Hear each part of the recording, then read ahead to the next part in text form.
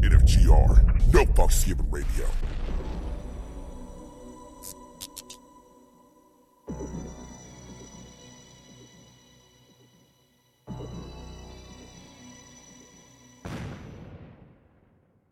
And there we go. Got it. We're live.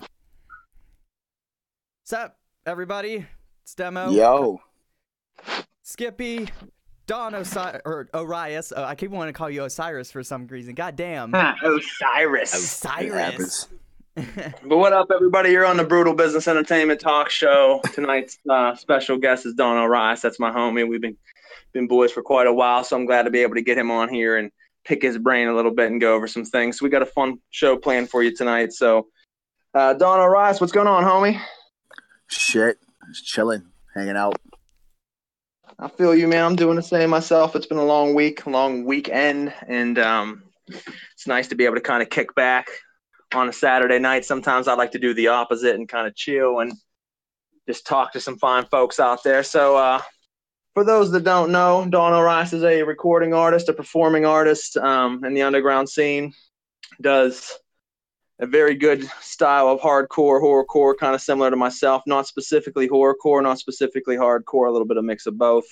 Definitely a dope fucking rapper. So why don't you tell these folks a little bit about yourself, a little bit about your background, and we'll kind of go from there. Well, see, I originally born in Pittsburgh, same town as Mr. Skippy over here. Shout out. Yep, moved to Texas like 6 years ago. And linked up with a lot of people in the underground down there. Linked up with Class, shout out to Class. And started doing shit from there. Fucking became what it is. Was originally signed to Slaughtercore Records with Bloodshot, KGP. Shout out to Bloodshot, shout out to KGP. And now I'm here. It's in a nutshell. Absolutely, man. You've been doing some good things over the years. I've been following you myself personally as not only a friend but a fan for several years now. I mean, we linked up, I would say, at this point, it's been at least 4 years that we've been kind of bullshitting back and forth. We've done a few different tracks together now.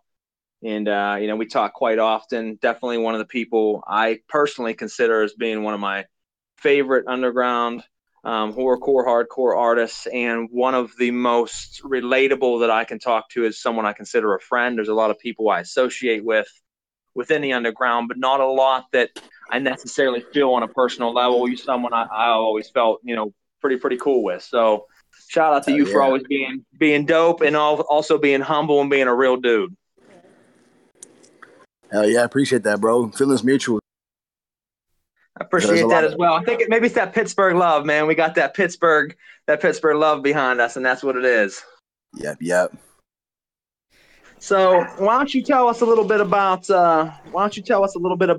any recent projects that dropped? I know you have a few different things that you've been working on, a few things that recently came out. So why don't you let the fans know about where they can, cop your music at and what they can expect coming up?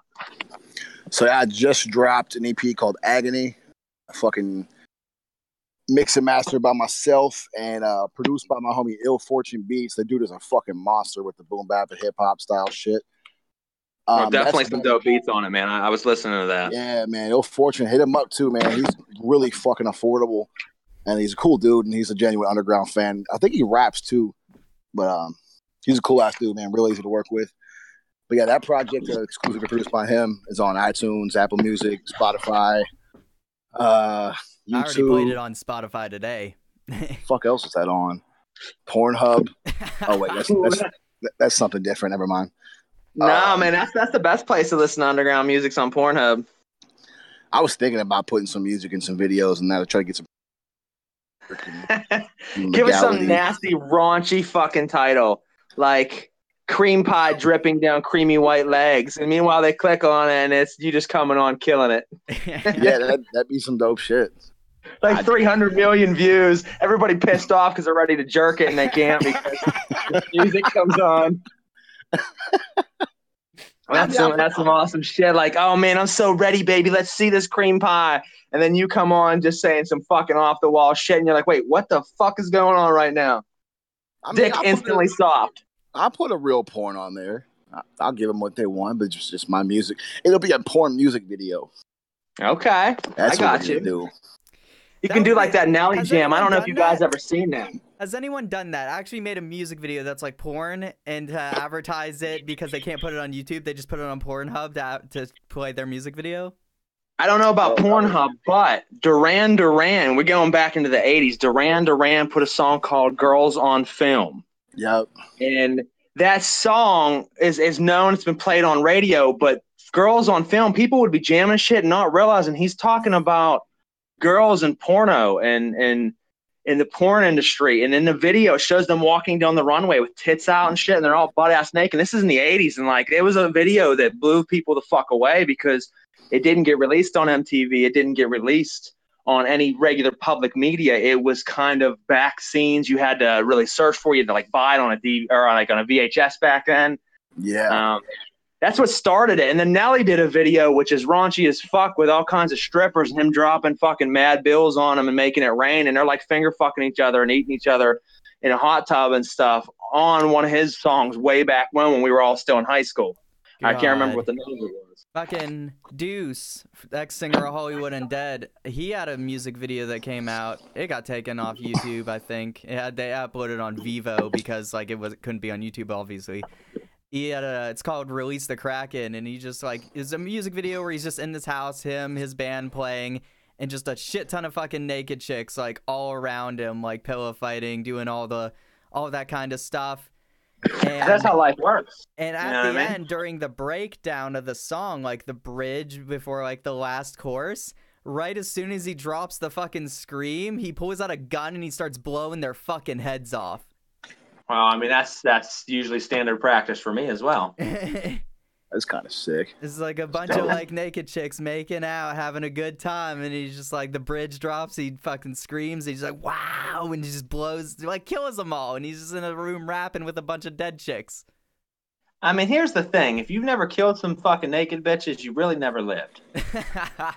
You know what I mean? I love women. I thought but that music video was crazy when I first seen it. I was like, what?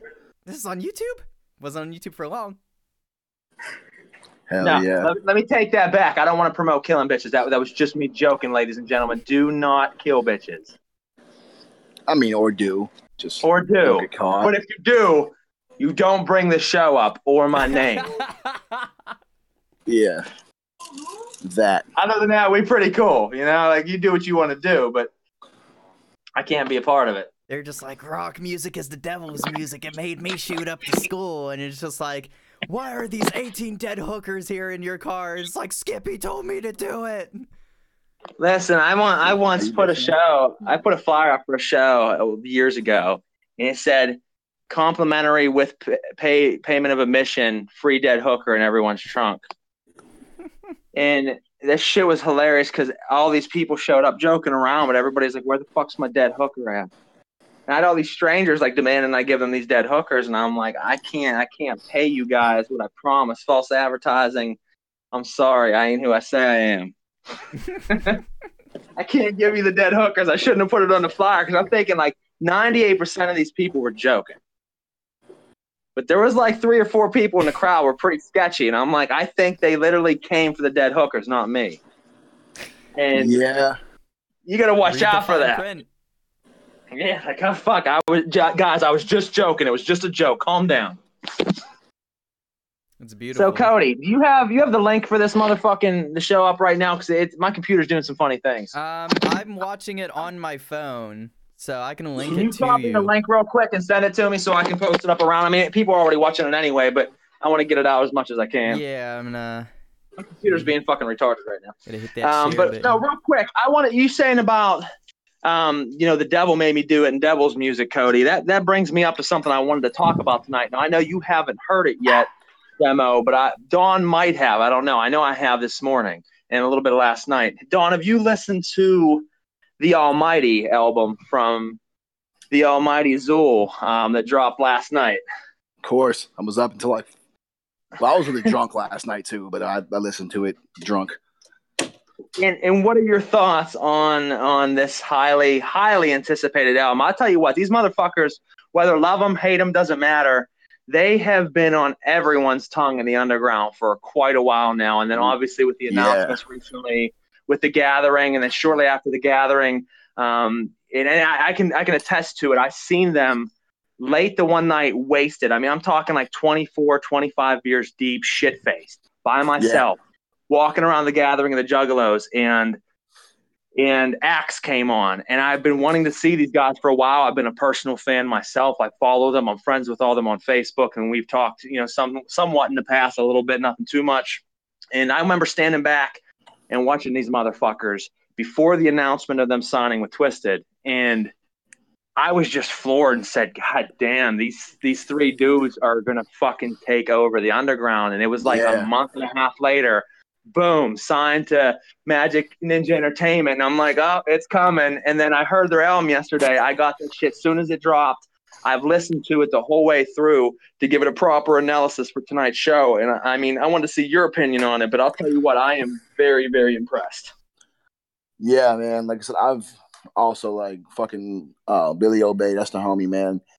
A lot of people don't know like Diabolic the Monster. They're from the same town, from Ohio. So they've known each other for ages. They were neighbors and shit. So he put me on to them a long time ago. He used to be a part of that. Yeah, I know it kind of stemmed from Diabolic originally being with them a while back. Yeah, part of when they were called Maniacs back in the day. Okay. But yeah, man, like, I've been a fan and a fucking homie of them forever. So to see them where they're at now, it's where they need to be. I'm proud of them as fuck, for real. And that album is ridiculous. It is. It's ridiculous. And I heard someone say, horrorcore lives and breathes again. And I actually got a message from one of my fans earlier, and I wanted to address this statement. That my fan got a hold of me because I do horrorcore, to an extent, and he got a hold of me and he says, "What are your feelings on everybody saying that Zool is, the biggest thing in horrorcore right now, and that they're taking over horrorcore? How does that make you feel as a horrorcore artist? What are your thoughts? Because I know in a couple of your songs you said that you're a horrorcore king, which I have said in my songs. But here's the thing, guys, is I don't consider myself really horrorcore. I mean, yes, I have said things like that in my song. I do horrorcore stuff, but I'm a mix of both. This is true horrorcore. I mean, hearing the three of them together on this album, I've listened to the Necronomicon and some of their other discs that they put out in the past, and they've been very good. I feel that as a body of work, this is by far the best thing that the three of them as a group have ever released. It's solid from start to finish. Every song with rhymes on it are dope. I mean, they're going into some killer fucking horrorcore dark-ass rhymes. For the first time in years, I'm highly impressed with hearing a group come out and do horrorcore correctly. Yeah, for real. And I mean, like, they were like Billy and Joe were dope together, for the first couple records, but then they added Lee Carver. Yeah, Lee Carver. I know him as Knox just because I knew him before too, but his voice is so much different from both of theirs, and he has a different dynamic of flow. So like it's a perfect blend because they're like almost opposites in a way with their styles. They are, but it blends so well though. At the same time. Absolutely. No, it's impressive. I have no opinion because I haven't heard it yet. I thought you I have heard to check it out. Posted on Facebook about somebody dissing somebody. Did anybody diss anybody on that album? Because I swear I've seen somebody post something about it.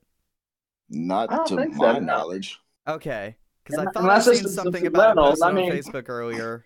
But I might be thinking of somebody else then. I mean, here's the thing: is we're in the diss season right now. Everybody's dissing everybody. Yeah.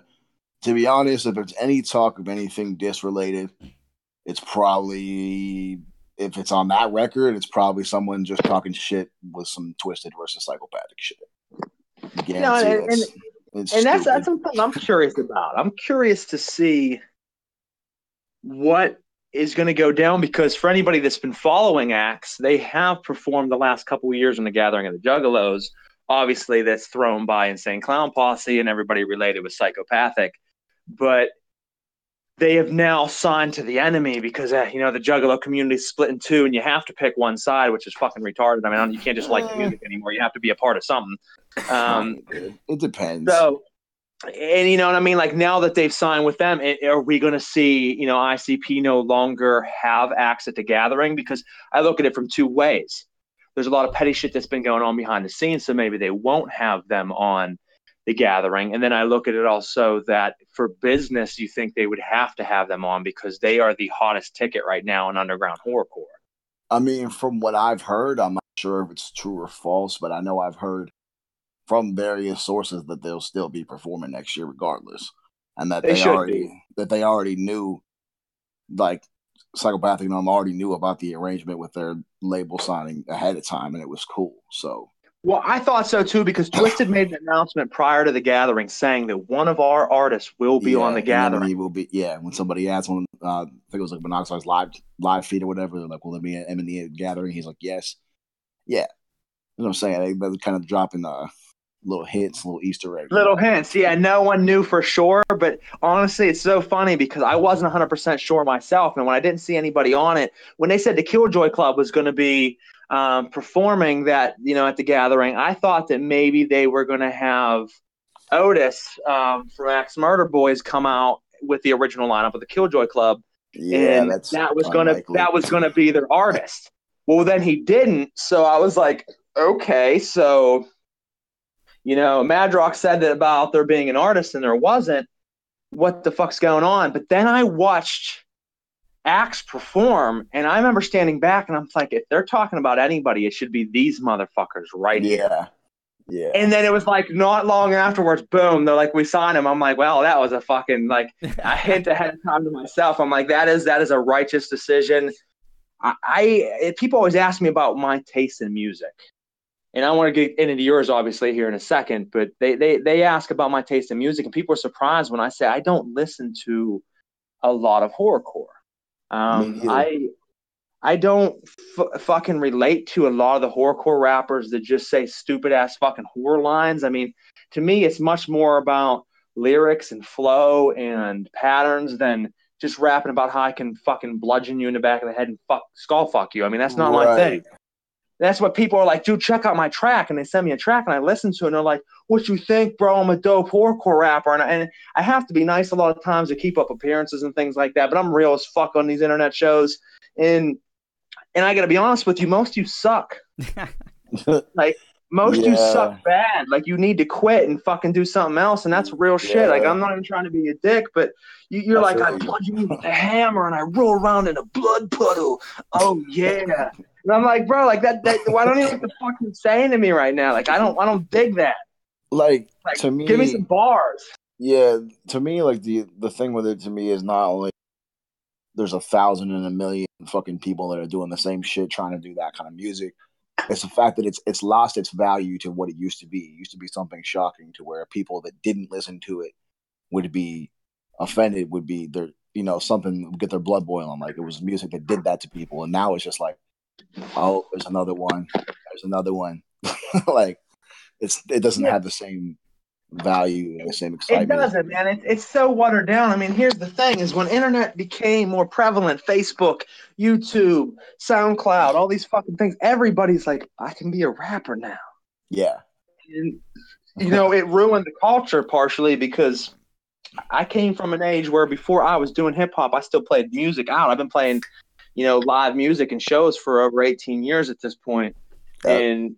And I came from an era where you had to go out and promote and push and go to shows where when an artist was done playing and the crowd was coming out, you stood out there and handed out flyers. You handed out your fucking demo and your mixtape to get your name out there. You had to be a real fucking artist. And then now everybody, like the guy down the fucking street who's half fucking retarded, is like, I can rhyme 5-6 words together and talk about blood and gore, and they're like, I'm a fucking dope horrorcore rapper, and I'm like, bro, you're fucking garbage, and it makes me want to bring my raps to life on you for fucking disrespecting the art that I love and what I make, and it's a crisis in underground hip hop. There's only about 20 fucking underground horrorcore, either horrorcore artists or horrorcore related artists that I fuck with at all, and you being one of them. And most people say, how? You say that there's way more than 20. No, because most of these dudes, even if they're dope, they're fucking pieces of shit in real life. And there's a lot of them in real life that I know that are fucking garbage, man. I don't support that. You can be a cool person and rap about dark shit without being an asshole. Yep, that's why they say never meet you. So a lot of people turn to be dicks. Just never meet your heroes. For sure. Yeah, I'm not going to mention names, but I've met a handful of artists that I've looked up to over time, and after meeting them, I'm like, really? Fuck you. You're an asshole. Fuck you, you're a dick. No, and the same thing. Some people speculate on certain artists being dicks before ever meeting them. They just seem like they'd be a dick in real life. And I've met some of those folks, and they've actually been some of the coolest fucking folks I ever met. Oh yeah, for sure. It kind of works both ways. Now, kind of talking about that for anybody listening in right now, next week, the Night of the Shrunken Heads festival. I said festival. Festival like a testicle. The Night of the Shrunken Heads festival is going on. It's in Indiana State, and it's thrown by She Productions and Razakel, the one and only. It is going to be an amazing fucking underground horrorcore, hardcore rap festival for anybody in the area. Make sure you check it out. Don Orias will be performing. Demo Demon will be performing. I will be performing. Ghost of Demented will be performing. All part of Brutal Business or an affiliate of Brutal Business. And then so many other great artists. Diabolic the Monster, Razakel, just, anyone you can fucking think of that's killing it in the underground scene right now. As far as, yeah, absolutely. It's gonna be crazy. Omega Sin, man, everybody's on shit. Everybody's gonna it's gonna be a killer fucking show, and I'm really excited to go out there. So why don't you tell us about any shows you got going on right now? Tell us a little bit about your involvement with some of the artists, on that show coming up next weekend. Well, definitely, I've been doing a lot of shows with Raz, man. She's been showing fucking love, and I know she's got the whole SHE thing behind her, and it's pretty fucking sick. I'm proud of what she's doing. So you can look forward to a lot of things with us in the future, though, for sure. It's nothing nothing too planned. We've been connecting a lot. When it comes to music, there's been things we found were a lot similar in our taste of how we operate in business. So we've been doing shows together, doing some music together. We got a couple tracks coming out probably maybe springish of next year because she's got a fuckload of EPs. That woman works on shit so far in advance and pumps out hella music. So she's got shit lined up. She's been putting out music for a while, man, for real. Yeah, she's a grinder for sure. Constantly dropping something, working on some project, some show, stays busy. But yeah, man, that shit. That and then me and looks like Diabolic the Monster. We're gonna do some OG sick gang shit at the show that's never been done before live. We've been holding down in Texas for the whole sick gang thing. Me, Class, shout out to Class, LSP, and then I haven't heard Class and LSP in forever. Shit, yeah, he's doing the U thing with M&E right now, so they got that tour coming up with them, AXE, fucking MMMFD, Damian Quinn. I don't remember who else is on that tour.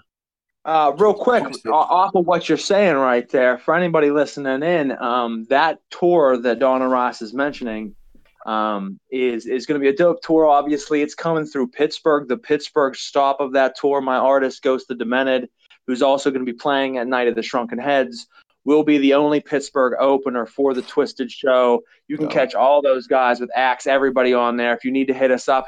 We will get you the discount on tickets. We also got the discount on ICP tickets coming up to Pittsburgh as well. So we got the hook up on all the dope shows coming through Pittsburgh. We are either on those shows or we are affiliated. Yeah, Ghost asked me to hype him up at the Twisted show, so I'm gonna be there too. Oh, that's what's up. Yeah. Yeah, I'll be rocking some shit at the ICP show coming to Dallas. Okay. Dallas? Is it Dallas or Fort Worth? I'm not sure where stop that was for that one. No, it's Dallas. We don't have a venue in Fort Worth anymore. I forgot. Okay. I'd love to get out your way, man. I'd love to play Texas sometime coming up. That's one area I've been wanting to hit. Yeah, it's sad, man. We just lost our best underground venue called the Rail Club. That's the hot spot. That's to anybody that knows Denver at all, that's the Rail Club was our Roxy Theater in Denver. It was our fucking place. Okay. They just closed down. So that's where Twisted comes. That's where all the bigger underground names come through. We still got a couple little hole in the wall spots we can rock though. So it's funny because I was talking to someone the other day and I said, you know what, you're starting to get old. I said when 90% of the clubs that I have played earlier in life are all gone. I named a list of 16 to 17 different clubs that I used to play on a regular basis that don't even exist anymore. They're all closed down and gone. And it's sad, man. I mean, the scene, people try to keep the scene alive, and shout out to any club owner, any promoter, any booker out there doing their thing. It's not an easy thing to keep going. I'm a promoter. I'm a booker myself. I run a company. I have many artists, and I do that for a living. This isn't just fun for me. This is a lifestyle, and it's a hard thing to keep with. So shout out to anybody out there doing that. It's a lot of work, and unfortunately, a lot of people go out of business and disappear. But I have so many good memories of so many good clubs that are unfortunately no longer around. Hell yeah! Hey, is the Rex Theater still around up there? Yes. Rex Theater is still around. I've rocked that bitch many times. Last time I played there was with Prozac, which was a dope show because Prozac, shout out to him, he's one of my favorite artists of all time. You don't hear Prozac. Prozac's a beast, and here's one thing, he's very highly underrated. I mean, yeah, for sure. Most people don't list Prozac, but I mean his storytelling. He is one of the best underground storytellers. Yeah. His songs are crazy. Like he's talking the whole song about, hurting a woman, and at the end that dude's like, "Who you talking about, Prozac?" He's like, "Mother Earth." You know what I mean? And that shit's still like them type of songs where he talks about the lovers that died and the husband dies and he keeps coming and visit her as a ghost. And she kills herself to be with him and become a ghost too. I mean, his storytelling's fucking out of control. That show was a massive failure. It was great to play with Prozac. I've been wanting to fucking jam with him for years and get to meet him. So shout out to him. But there was maybe 15 people there. Damn. It's happened to us before though too. It does. It happens to all of us. I mean, I've played shows with thousands, literally, and I feel very humbled to, have opened huge crowds. And I played shows where I've walked down, there's 4 people standing there, and I'm like, you know what? I'm gonna rock the fuck out of you 4. So you better brace for it. For real. That's how you gotta do it. I mean, Phil Duraco says we gotta go to New York and play a show. I would love to, Phil. In fact, that's actually on our radar. I will be doing some planning coming up with me, Demo Demon, Ghost of Demented, and possibly Delirious, all from my label Brutal Business, coming up where we're going to try to hit, Indiana as we're coming up doing next week, but we're going to try to come out to Indiana again, do Kentucky and West Virginia. Then we're going to try to do a Virginia, West Virginia, Maryland, and then we're going to try to do a New York, New Jersey, and Maryland. Little mini tours coming up in 2019. So keep an eye out for that. We will be coming to New York. So we don't know what part of New York, upper state New York, lower state New York, but we will be coming to New York in 2019. He said upstate. Upstate's probably upstate. That would be my plan. I would like to get up to Canada and play up there because I'll tell you what, them Canadians are crazy. Man, shout out to Canadians because they're fucking nuts. Shit. I miss when I was a kid. I used to fucking travel from like Pittsburgh to Erie and then Erie Falls, and I could walk across the Rainbow Bridge and go to Canada before you had to have a passport and shit. Before you had to have a passport and they like fucking butt searched you and everything before you go in. Yeah, you can't have a fucking before Donald Trump became president and all border patrols became fucking almost impossible. Yeah, you can't even have a traffic ticket and get into Canada. Shout out to y'all pricks. Nah, I'm just kidding. I fuck with Canada, but they're strict as fuck. Like if you even have a misdemeanor like an M3, when they find it, they'll be like, nah, you can't come into Canada, bro. Listen, I recently went up. I'll tell you some shit I experienced recently. Well, you know what's fucked up is I've been to 2 different sides of Canada. I've been to the Niagara Falls area of Canada, much younger in life, and recently, within the last month and a half, me and my wife traveled to Vancouver, Canada. We went to Seattle for a week, traveled up into Vancouver. For those who have not been to Vancouver, that shit is crazy. If you don't know what's going on up there, it is booming real estate wise. All the skyscrapers are brand new. They have those twisty skyscrapers that are crazy like you see in movies. Everybody's driving around in a fucking Rolls Royce, Lamborghini, Ferrari. I mean, 1 out of every 5 cars was driving around anywhere from a $60,000 to $200,000 car. I've heard about that. People say Vancouver is like the fucking like LA of Canada. It is. It's booming. Coast. I mean, we were in this bus. We went to a tour there, so we went and seen these beautiful mountainsides and lakes and shit up there. It was incredible. We seen like wild fucking grizzly bears and all kinds of cool shit. And while we were up there, this bus driver was taking us back after our tour, and this beautiful, brand new 2019 Lamborghini pulls up next to us. And I mean, living in Pittsburgh, you don't see Lamborghinis too often. You see them from time to time, but not brand new ones, and not ones that have junior plates on it. So the bus driver says, "Look," I says, "Damn, that's a nice car." And he says, "Oh yeah, we see shit like this all the time up here." He's like, "Every car up here, all these people are rich." And he was like the same age as me, and he looked over. He says, "You know what's funny about that car?" And I said, "What's that?" He said, "That's got junior plates on it." He says, in Canada, what that means is they are 18 or 19 years old. He says, "That's a 19-year-old driving a brand new 2019 Lamborghini." That's nuts. Fucking A, I wish. And I'm thinking, like, what fucking unrealistic world is this in? So check it out. 4 or 5 minutes later, we're down the road, and I look in the opposite lane, and there's an Oriental kid, maybe 19 years old, driving, 18 or 19. He was young as fuck. You could see it. Driving with his girlfriend in a Rolls-Royce SUV. In a world where the travel of one country turns your entire life upside down, you have entered the Twilight Zone. But I mean, how the fuck often do you see Rolls Royces in life, let alone a Rolls Royce SUV and like a 19-year-old driving it? Yeah, that's crazy. Fuck, I'm gonna move to Fucking Canada. stupid money. That's stupid money up there, man. Like shit that I can't even comprehend because I grew up poor as fuck. Me too. Serby says there's an all-chrome Cadillac that rolls around Cranberry. I'll take a shit on that all chrome Cadillac hood.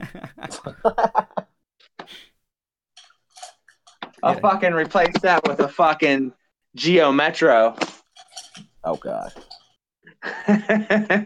No, but for real, but like I said, kind of recapping on a couple of things we recently talked about, because we always, on the Brutal Business Show or anytime any of the Brutal Business artists get together, we all kind of just bullshit and have a good time. We do have the festival coming up, the Night of the Shrunken Heads, this coming weekend in Indiana. It's in 2 different towns there. I'm not from there, so I can't tell you the exact name of the towns, and I should be able to as the fact checker here. But I can hook you up.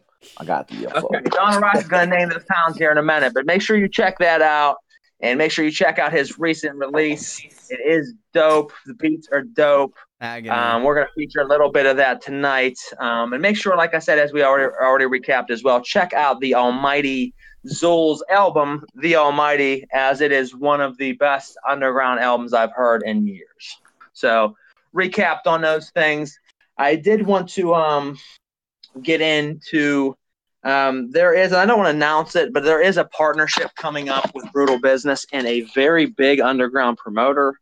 And that'll be announced around Halloween time, ladies and gentlemen. So you never told me about any of this. I don't. I mean, is sometimes I got to keep certain things under wraps from everybody.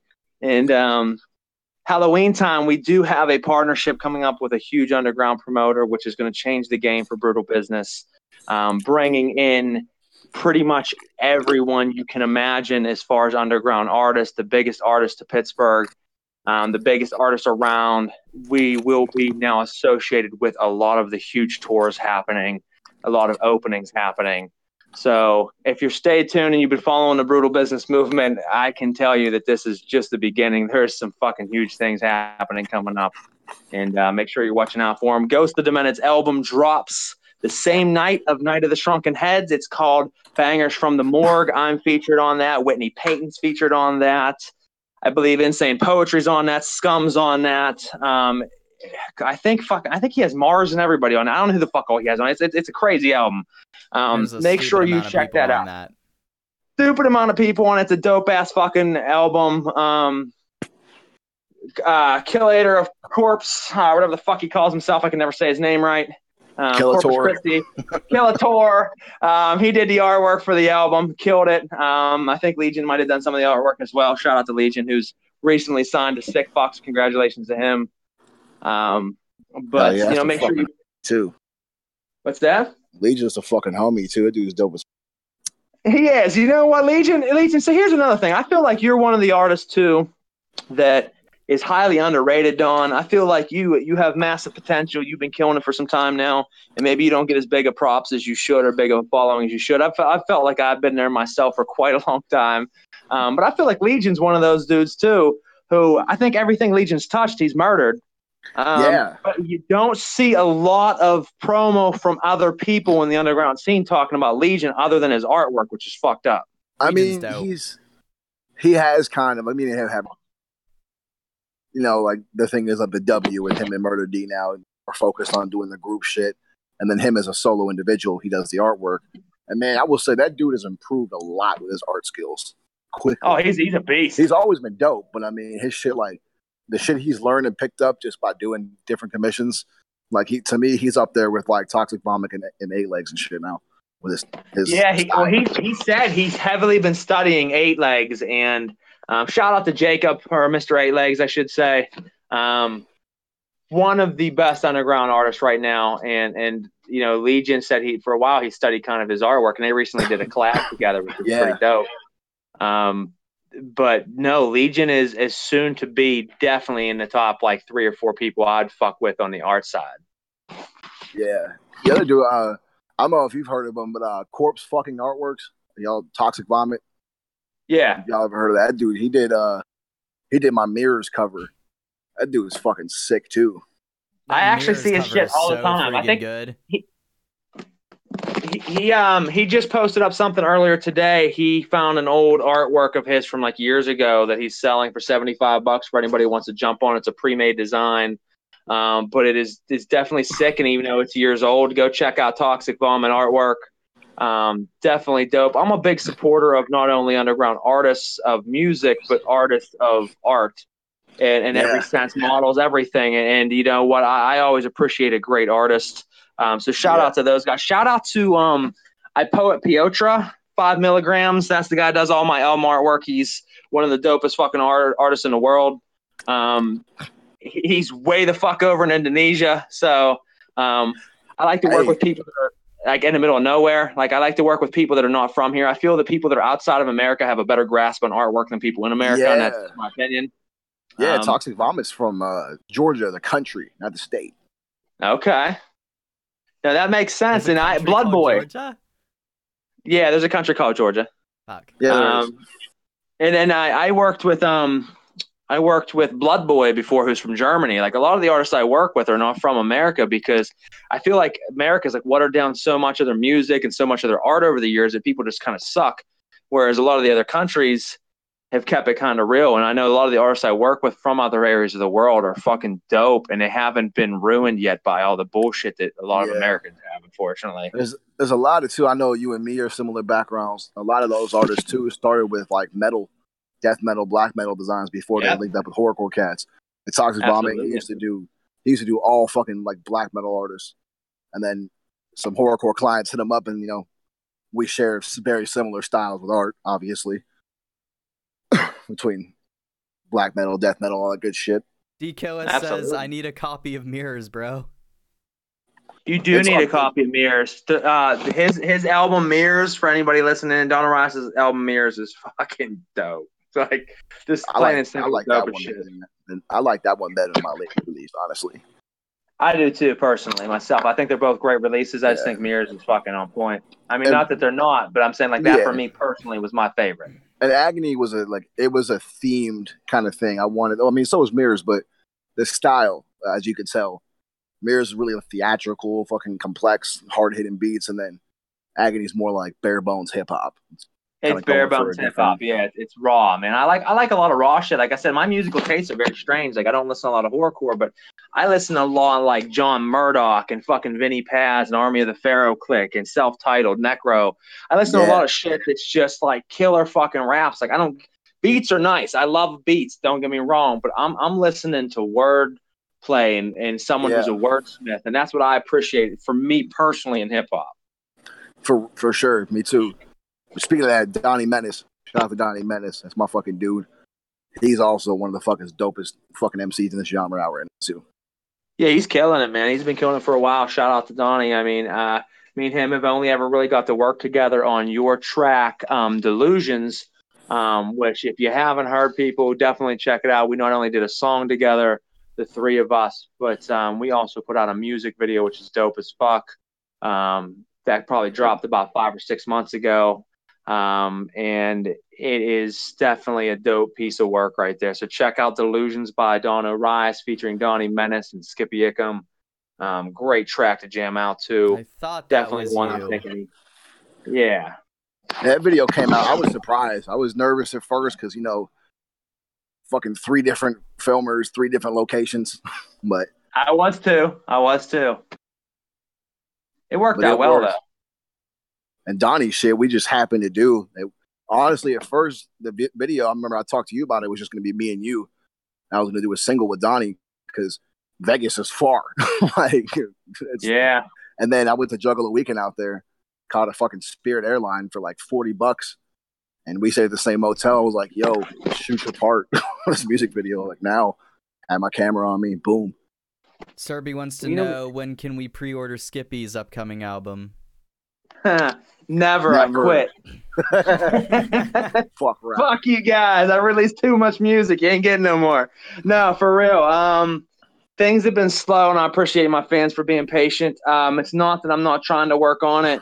I've been really focused. You know, I've released 5 full-length albums at this point, 4 solo full-length albums, and then my Syntax album with Lumi the Impaler.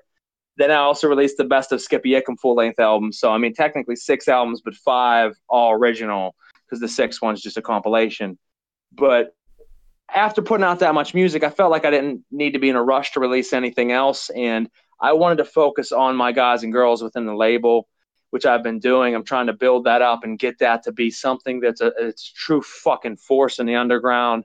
So I wanted to kind of step aside from myself and not worry so much about Ickham. I would love to give you guys new music, but I've been doing a lot of photo shoots with models. I've been building up different sides of the label, the radio show we recently started, me and Demo.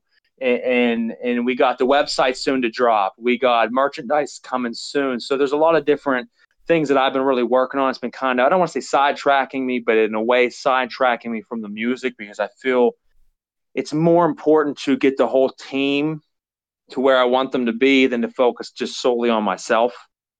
And I am still working on the album, Absolute Zero. It will drop in 2019. It will be dope as fuck. It will be only Skippy Ickham, no features whatsoever. Only Faby Baby on the production. Shout out to him, Brutal Business fucking producer and DJ on that side. And it's going to be a dope album. It's coming along slowly because I'm focused on so many other things. So be patient. I love you guys for fucking waiting and following.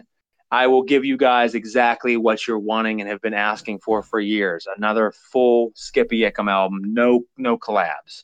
It'll be raw. It'll be nasty. I will fuck your brains. You'll love it. So just keep an ear out for that. It's on its way. He said the single was fire. Thank you, bro. I appreciate it. Yeah, I released one single so far off that album last week or maybe 2 weeks ago. It's called Would You? And if you haven't heard it, check it out on SoundCloud. It's definitely going to be a dope release. You can check out my last album, Nomophobia, which dropped October 31st of last year, almost 1 year ago, called Nomophobia. And it's featuring pretty much everyone, including Don Orias, on the Posse 2 track with Twisted Insane, King ISO, Kamikaze, Dickles, DKM, Lumi the Impaler, fucking MC Damage, Diabolic the Monster, I believe, is on that too. I don't even remember at this point because there's so many fucking people on that album. But make sure you check it out. It's a killer. MC Damage is pretty fucking fire. Yeah, shout out to MC Damage. That dude's dope as fuck. Oh yeah, He's another one, man. He doesn't get the recognition he deserves. He's fucking killer, man. He kills it. I have a weird history of MC Damage, and back like many years ago, like before I really rebooted my music and it sounded really shitty, I kind of just like found him online randomly, and I was like, "Hey, you're dope." And he's like, "Oh, thanks." And I did a collab with him, and it's his verse was dope. Mine was complete fucking garbage, like absolute trash. It was just many years ago, and I was like, "Hey, there's this site called You Now," and it was like a news site at the time. It was like where you get 60 seconds to entertain people, and if they keep upvoting you, you get like a few more seconds and whatnot. I was like, you should go on there and do your music on there. And he's like, oh yeah, bro, I'll try it out. He's been live streaming on You Now ever fucking since, and he still does it. And he got so many fucking fans and so much fucking attention he's the king of live streams. I mean, I gotta be honest, Don does live streams, I do live streams, and we connect with our fans, which is I just about biffed it. And if you heard me fucking, my voice change there, I about fucking fell on my face. And we all do that, but he's been really doing well on the live stream. I see him. I tune in sometimes, and there's a shit ton of people following him. I'm like, damn, bro, you do your thing, man. Oh yeah, hashtag Famage. Absolutely. I want to get in real quick. Something I wanted to mention on the side. Now we're going to play a track from Don Orias. Hold on one second. I just cracked my beer and it almost went everywhere. Oh god. Shout out! Yeah, I like to do my interviews and my talks. I'm highly inebriated. It brings out the best in me, folks. So, I think, what is it? November? Is it 3rd, Cody? November 3rd. We are doing a benefit to raise money for children, and we're going to donate the money to the hospitals for children with disabilities. Children's Hospital, here in Pittsburgh. What it is you can jump on and live stream us and watch us for 24 hours straight on that day, playing video games. So it sounds kind of silly, like, okay, you're just playing video games. Yes, we are playing video games for 24 hours solid. Me, Demo Demon, Ghost of Demented, anybody else that wants to join in. We are asking for people to make donations, and we will also be doing the radio show that night, talking over some things and having a lot of fun together at Demo's place. And just raising money for children. So we try to do, use our artwork and our music to raise money for people that are unfortunate in life or that might need it more than us. So this is one of those situations where the money we raise will go to a good cause. So if you're listening in, please make sure you check out that event. Donate anything, whether it's 20 cents, $20. It really helps people that could use it. So make sure you check that out. That is November 3rd. We will keep making posts about that and drop more links closer to time. Oh, yeah. I'm going to have to move the couch in here, hook up the 4K, and just sit down and just fucking 24 hours, camera on us. We're going to be on a corner screen, like how I am on the podcast stream right now. And the main center screen is going to be games, 24 hours. It's going to be fucking crazy.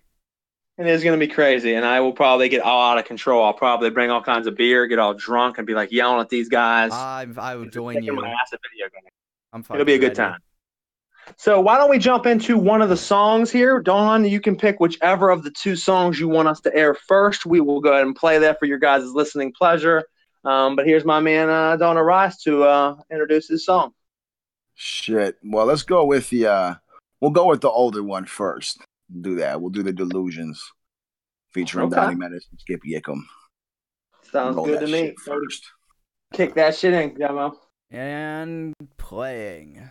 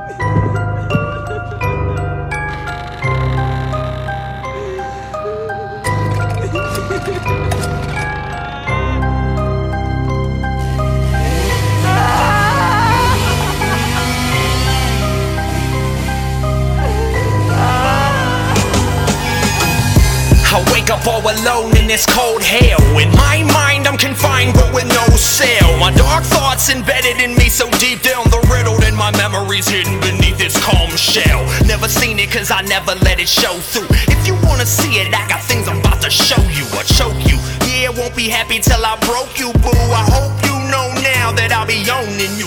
They tried to lock me up and take my life away, and 3 times a day they fed me pills to take my fight away. It only pissed me off, left me enraged, broke my restraint, sliding, wait until the doctor came and then unleashed the rage. Grabbed his keys, then I made my escape, walking towards your house, I'm heading for your place. You better hope you're not home, cause to me it would seem that this fiend's about to live out his sick, wet dreams.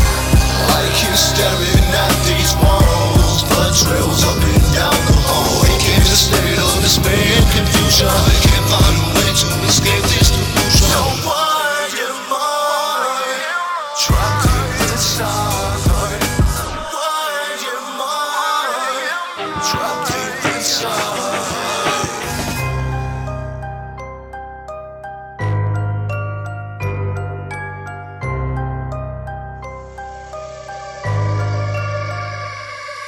where the fuck your mind is. Isn't the last place that I remember being. I feel like I'm suffering from the brutalist migraine and my head is bleeding. What happened to everybody here? It's only death I'm seeing. Everything's a mess indeed and I can't recollect a thing.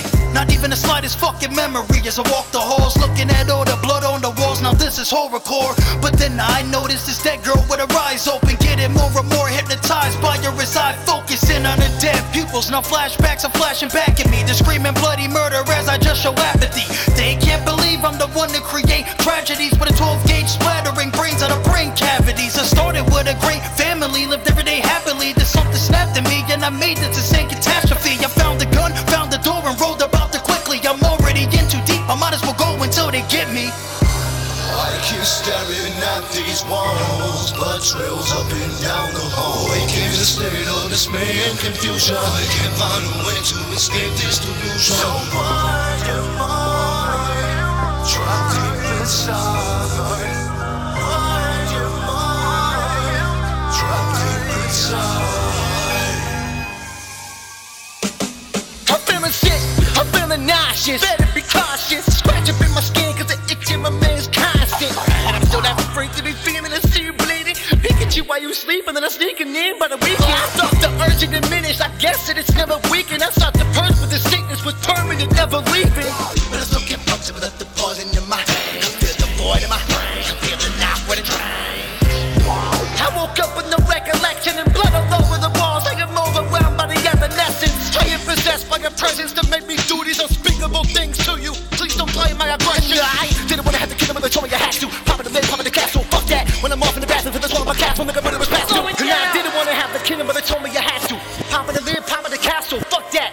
When I'm off in the bathroom, then swallow my castle, make a murderous past due.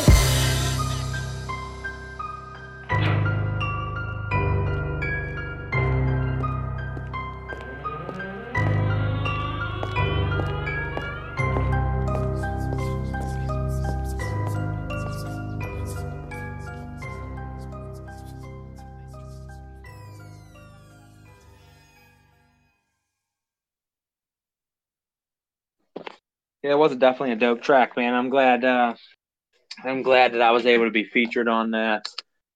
Don, I don't know if you can hear us. You can jump back on if you do. I'm not sure who did the hook on that one. Definitely. Oh, yo, what's up? Hold on 1 second.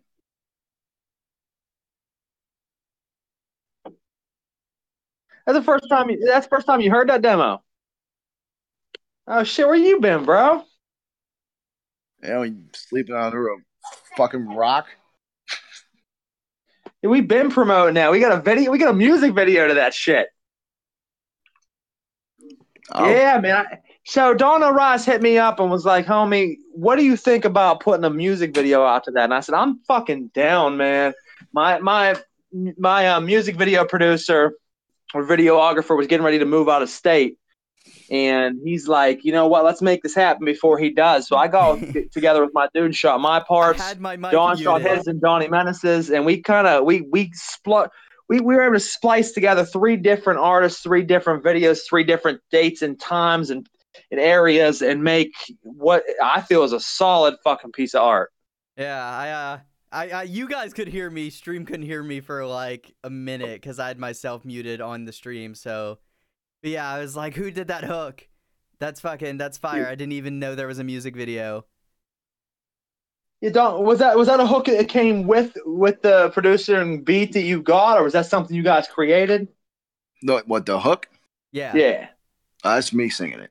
What? I thought it was. That's okay, and I fucking thought that fire. was. Yeah. So funny backstory about that. So I travel a good bit. I don't have children. Me and my wife don't have kids. And a lot of people say like, "Oh, you guys travel and do so much crazy shit." Well, yeah, we've fucking worked our life around busting our ass, saving money, and doing the things that we do. And I travel a good bit. And I was in St. Lucia, and Donnie hit me up and was like, "Homie, I got a song I want to feature you on. Are you down to do a verse?" And I said, "Send me the beat." I actually remember where I was at exactly to a T and what the room looked like, the area looked like in St. Lucia when he hit me with this track, and I heard it and listened to it for the first time with that hook, with that beat. And I looked at my wife and I was like, "I'm going to murder this shit." And And it felt so good because my thing is, and this is one of the questions I wanted to ask Don, is how he writes. Everybody writes different. And I'm always one that I like to be outside when I write. I walk, I take walks, I disappear into the woods by myself. And anybody that knows me, the weird thing about me is I don't write any lyrics down ever. I've never written a lyric down other than to like show people, like, or Facebook, things like that. I've never actually written a lyric down in my entire life. And I like to go out and be in weird places. And when I travel and go to other countries and go to other states and places in the world, I seem to write better than anywhere else. I seem to be free. He sent me that shit. I wrote that verse while I was out of country on the beach and shores of St. Lucia within a couple of days from the time he sent that. And I came home like, fuck yeah. Like I was ready to roll. So, Don, why don't we get into how's your writing process? What is the way you mostly write your songs? How is your process done? I actually write the same way. I go in my room, turn all the lights off, and just get in the right mood, and then I write like that. Usually high, intoxicated of some sort. To be honest, Intoxicated is good, man. Yeah, I have to get. I usually isolate, right, and sometimes I do the same thing. I go into different places, but I also share that I barely actually write things down. It's all usually in the head. If I do write it down, it's on a phone. And typically, it's weird. I write my own verses in my head. I write a lot of collab verses down. I don't know why. Okay. But that's just how it ends up happening. You know, it's cool though because everybody has their own process, and that's what I like. Every one of us writes a little different and looks for different things and how we write. And like I said, if I'm having writer's block or I'm having a hard time writing, I'll go out and take a hike. Like I'll leave and say, "Hey, babe, I'll be back tomorrow," or "I'll be back later on tonight," or whatever it might be, and I'll vanish and I'll disappear into the woods by myself, and I become one with the world again. And I feel like I find myself mostly when I'm by myself with the elements against me, the craziest shit comes out. I mean, that's me personally. That's how I like to write. So you're saying to write your pinnacle album, you got to be trapped in fucking Antarctica, like freezing your ass off. Like, I got fire bars to keep me warm. So you can't mention Antarctica. I mean, you can mention Antarctica because we got Dawn on the show. But if Diabolic would have been on the show tonight, we would have gotten into some heavy conversations that you wouldn't allow me to get into, Demo, because YouTube filters all the fucking the conspiracy theory. And I know Diabolic and me have a similar outlook on the flat Earth society and how things are going on. So I don't even want to get into that shit because I'll get fucking banned from YouTube. But you know, yeah. So I mean, off this bitch. Yeah, I would definitely go to Antarctica and set myself up like 150 miles out on the ice caps in a little fucking like little tent and write the best album I've ever written. Absolutely. Can't remember. I think it said something about ASAP Rock, that crazy lyrical fucking insane man. I heard that his last album. That was maybe not his last album. Jeez, what was that one? The Impossible Kid. I heard he like. Okay. I heard rumor. I don't know if it's true. I didn't look it up. That he went in the middle of the woods and wrote the whole album like in a shack in the woods to like clear his mind. He wrote the whole album just in the middle of fucking the forest. And you know what? There's people that are good like it. I mean, shout out to Diabolic, who was originally going to be on the show tonight. He just put up a post earlier today or yesterday that he sat down and wrote 3 songs at one time. And you know what? Shout out to him because I don't got that talent. I mean, I'm multi-talented. I'm talented across many different levels, but my writing process takes time. And I'm like a fine wine. It takes a fucking long ass time. And it's good as shit. And I don't even mind admitting that. But like to sit down, some of these artists are like, I sat down and wrote 3 or 5 songs today. Never in my fucking life. I sat down and wrote 5 songs back to back. And I mean, shout out to the people who can.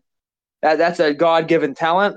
But that's phenomenal. I mean, my process, I might sit down and write a hook. I might work on a hook for a month. I might work on 2 verses for 2 months. I mean, it just depends. Sometimes I bang out a whole song in one day, but I don't think there's ever been a time in life where I've sat down and said, oh, yeah, I finished like 5 songs today. Hell yeah. That's insane. I mean, that's just not me. So for the people who can do that, shout out to him. Funny story, real quick, is I originally reached out to Don Orias to be on the show as the first guest of the show. Don had a show that night and wasn't able to do it. I reached out to Diabolic the Monster, but instead of having him be on the first show, I said, why don't you be on my second? Diabolic the Monster had to unfortunately drop off due to some scheduling conflicts, and now Don Orias has jumped in, so it kind of worked out how it was always meant to. So we will get Diabolic the Monster back on at some point. Shout out to No Fucks Given Radio. They're our parent company. They are the ones sponsoring and hosting our talk show every other Saturday. We will be around for a long time to come. This is not something that's going to come and go overnight.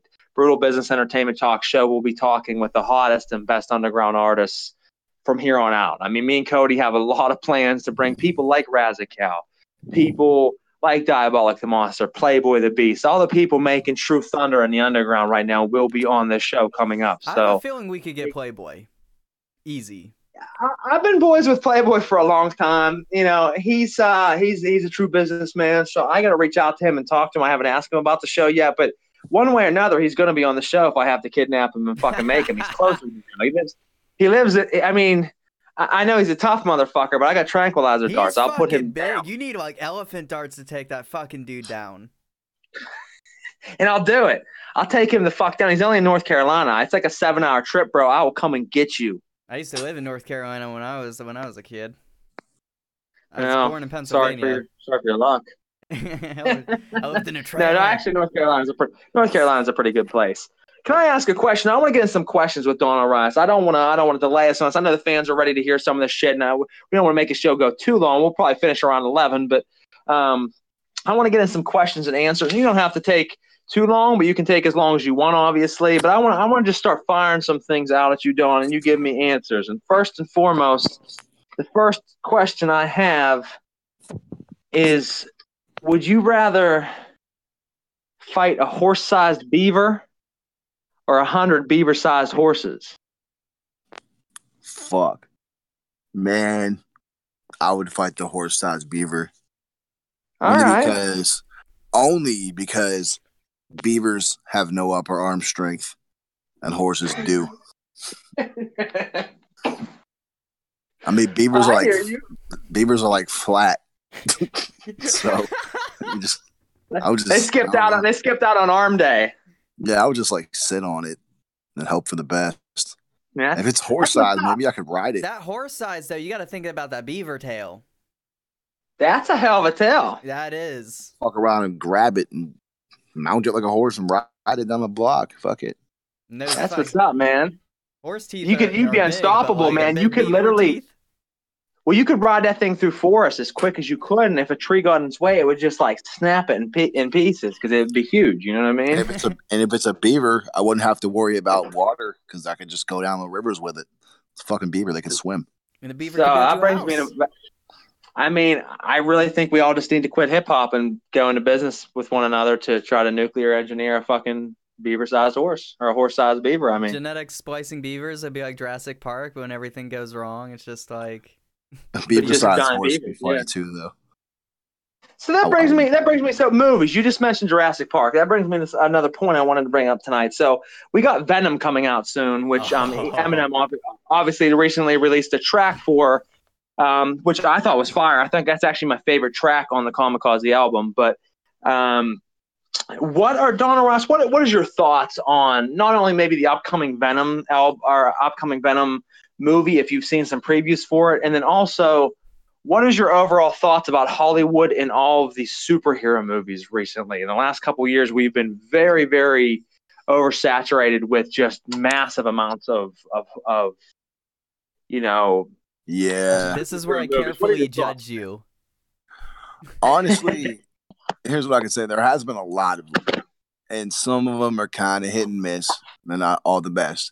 But as far as to bringing things that are, it's nostalgia for a lot of people, even our age, from the comic books, and they're bringing a lot of those things to life. And they're also introducing a brand new demographic of people who never heard of these people, never even heard of Marvel and DC, kids that are bringing a whole new light to comic book characters of all types. So I think it's pretty fucking dope, honestly, that they're doing it. I mean, I don't know what the big kick is, but whoever got it started and decided to do it, I think is a good idea because they're really, like I said, they're bringing a whole new light to fucking comic books. And they are. I mean, I'm a nerd. I mean, I'll be the first foremost to tell you that, like, I do horrorcore, I do all kinds of shit, but I'm a fucking dork. I mean, I like fantasy movies, I like comic books, I like superheroes, I like Star Wars and Star Trek. I'm into all that shit. I'm a super fucking dork. Yeah. So I think it's dope. Like Deadpool, for instance, like that's slept on fucking comic book characters of all time in a lot of people's opinions, and bringing that back to life in the new millennium. I love like Deadpool. live action. It's like one of the biggest franchises out right now. Period. And It is. It's Top-rated taking R-rated over. movie of all time, yeah, or not rated, but most top-rated grossing R-rated movie of all time is Deadpool. yeah. So let me ask you a question then. So I got to do this as a two-parter. I want to know, who do you think would win between? And people always want to do like Spider-Man, Superman, and all this dumb shit. No, I want to get real with it. Fuck the superpowers for a minute. Who do you think would win between Batman and the Punisher? Fuck. That's tricky. Gear or no gear? Full gear, whatever they want. Batman. Yeah, Batman? Batman has a utility for absolutely, like, I'm not a DC fan, but Batman has a utility for absolutely everything. True. And he knows just about every fighting style there is. Well, I mean, I agree with you. I just completely exploded my beer again. I'm sorry, guys. Is that what that noise is in the background there? I heard that. So listen, I got this new IPA my wife picked me up. It's called Hog Wild IPA, and for some reason, the compression in the cans must be all wrong because every time I open one, I haven't shaken it up. They explode and fucking spray everywhere. I just open it. It soaked all my notes for tonight's show, so I'm gonna wing it from here on out. You just bought beer grenades. I got beer grenades, and it's a heavy content beer grenades. It's like 8%. I'm fucked up right now, and I feel good about it.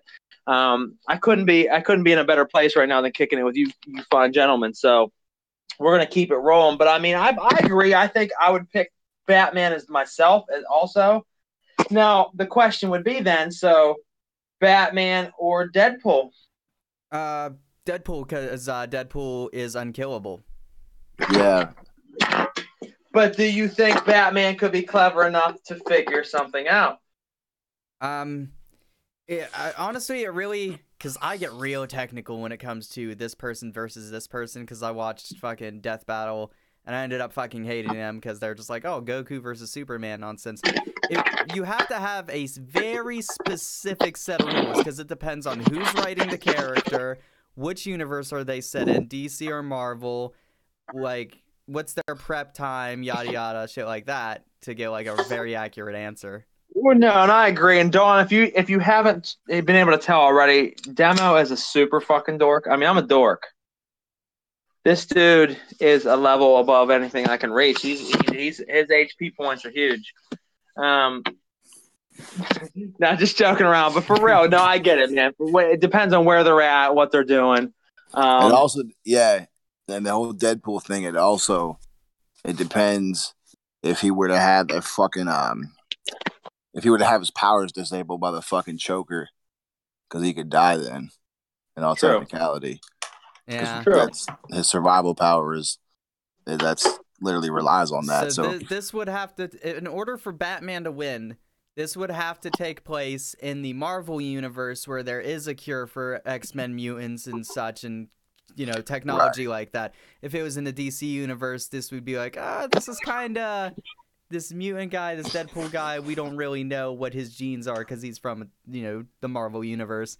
So it'd be harder to find the technology. So I think Bruce Wayne, Batman would win if he was set in the Marvel universe, while if Deadpool was loose in the DC universe, Deadpool would win. Yeah, I know. I agree to that. And I mean, what are our thoughts then? I mean, kind of sidetracking, but I agree to everything that was just said. What do we think? Do we think that the Venom movie coming out will do it Venom justice, since we've waited a very long time to see someone portrayed as Venom?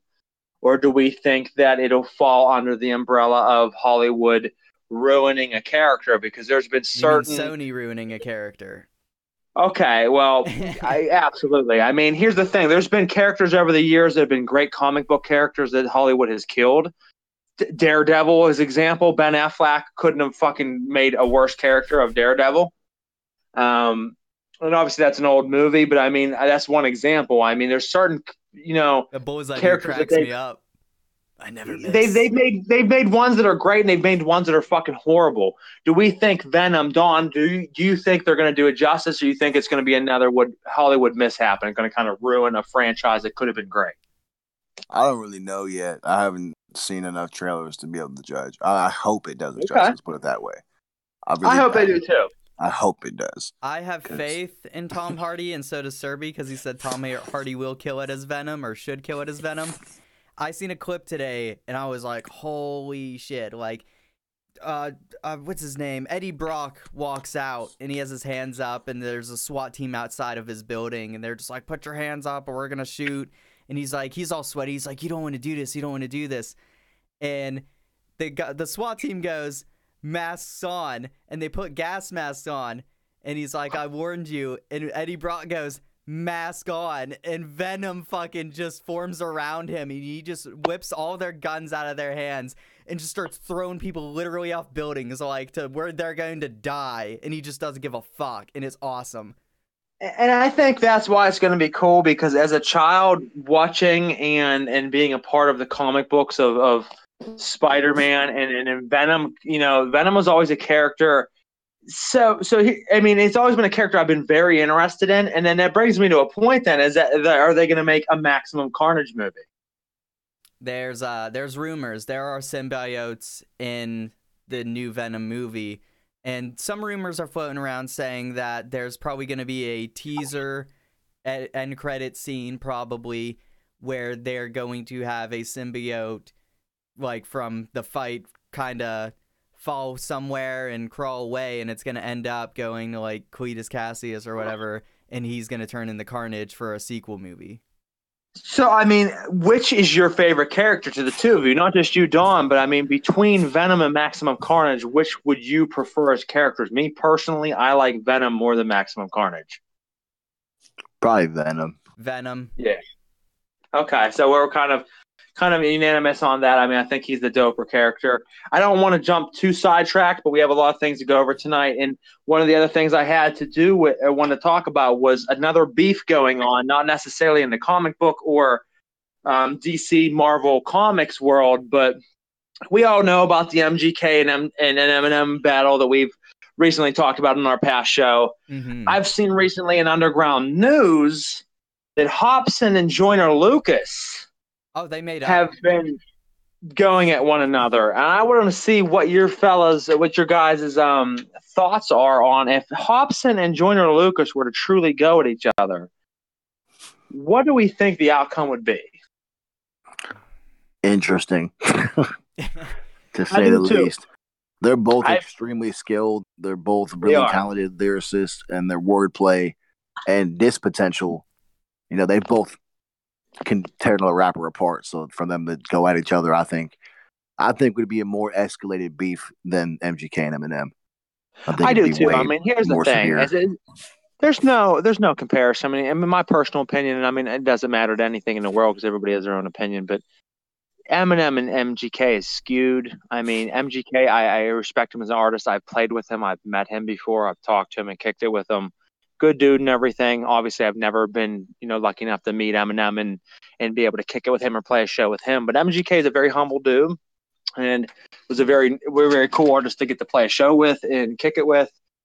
But he is nowhere near the skill set of Eminem. So, I mean, I don't give a fuck what anybody says. Oh, MGK is better. Eminem's better.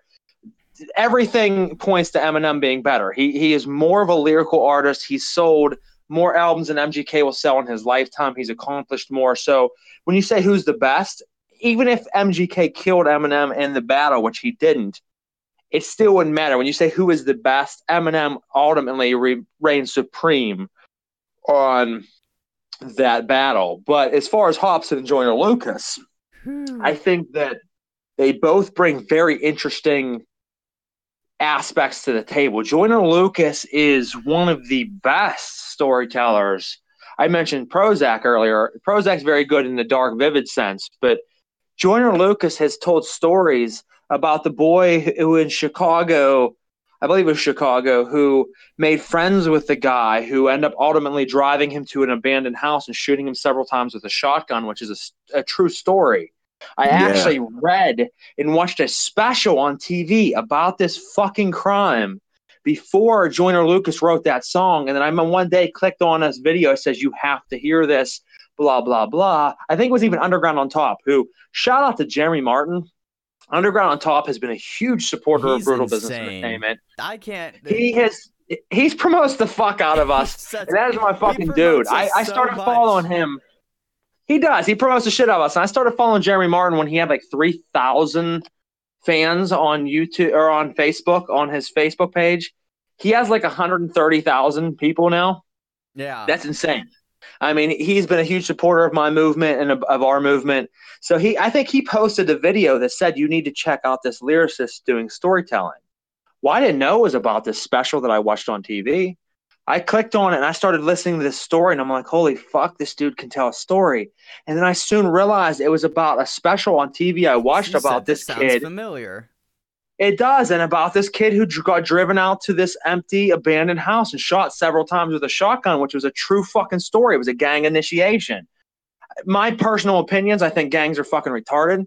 and you know what? Anybody that's listening that's in a gang, I don't fucking care. And, you know, and if that causes conflict on my life, so be it. But I think it's stupid you to be a badass motherfucker. You're going to go out and kill an innocent motherfucker. Like, I'm not cool with that. So fuck you. If you're listening, blow me. I ain't cool with that shit. And that's what it was about. This kid wanted to become a gang member, and his job was to kill someone innocent. So he made friends with this poor innocent white kid who recently started the high school, who had no friends. He made best friends with him, assured his parents he would always take care of him. And then one day had him drive out to the middle of nowhere, got out of the car, stole his keys real quick off of him, and the kid was like, what are you doing? And out of the leaves, he dug out a fucking sawed-off shotgun and shot him 2 times. Broke his fucking teeth out of his face and blasted him. That's real shit. This actually happened. The kid almost died. Yeah. That's fucked up. Like, and Joyner Lucas captured that. So as far as like a storytelling aspect, I don't think there's anybody better than Joyner Lucas in the game right now. I mean, he tells a story about, I think, $100 bill or a $50 bill, about the story of a $50 bill throughout a day, going from the ATM machine to the drug dealer to the prostitute to. Yeah. He told a story, and I'm listening, and I'm like, I dream of being a fucking storyteller to that extent. So he will crush Hobson on the storytelling, I think. But when it comes to straight dissing and talking shit, I think Hobson has the advantage on that end. So I'm very curious to see how the two of them will come at each other. Yeah. I mean, Joyner can diss too, though. Like, I don't know if you heard some of his like remixes. Oh, he can. He can, like, for sure. But yeah, as far as Hobson's aggressive, man. If he's angry at someone, he's angry. Like, it's not just music. Like, he's pissed. And he puts that aggression into his songs. He's a great artist. I've performed with Hobson before. I don't personally, and I can't state on this, and I like to bring things to the light in underground hip-hop. So whether it's my opinion or someone else's opinion, I've heard from several people that I personally know that Hobson's actually a fucking dick in real life. And I'm not saying he is or he isn't, and that's not talking shit on him. What I'm saying is a lot of people have met him and said he's kind of an asshole in real life as far as personality. I don't know. You know, I think listening to them, I'm a very big fan of Hobson, but I do sense some hostility from a lot of people who have met him. I don't know about Joyner Lucas, so I can't comment on that. It's a shame to hear that someone as cool as Hobson, who I've performed with before, could possibly be very rude to his own fans. Is that something that you guys have experienced? If you've met him, leave us a comment. Let us know. But I know several people who have met him, especially women. I've had 3 individual women who have met him and said he was very fucking rude to them. And here's the thing, bro. I'm not cool with that. So I don't give a fuck how big you are, how cool you are, how great of an artist you are. I think women are beautiful creatures. I think women are amazing in general. So if you're someone who treats women like shit because you feel you're something special, I'm not cool with that. I don't give a fuck how cool you can rap. Don't be fucking an asshole to the people around you because they're your fans and won't make you big. So I'm not saying that is the case, But I'm saying I have heard that multiple times. If you have any input on that, please leave us a comment. Please leave us a message. But it's something I've certainly heard numerous times over the years.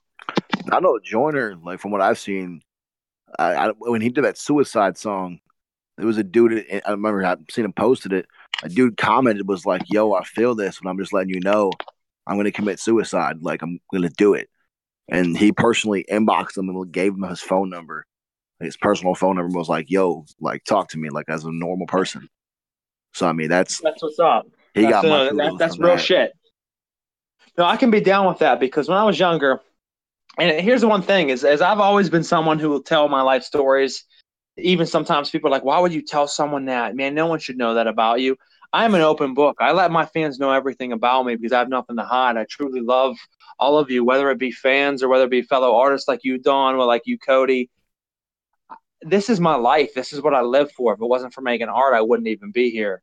And I let people know, how I feel. And there's a band called War of Ages from here in Pennsylvania that's in Erie. They're a metal band. I listen to a lot of metal. I mean, that's mainly what I listen to. But there was a time period in high school where I felt like life was, you go through those spurts where life sucks. I don't like life. Everything's against me. And it's stupid because life's a beautiful thing and you only get one. But I remember a night in general where I felt like life wasn't worth living anymore and I was planning on killing myself.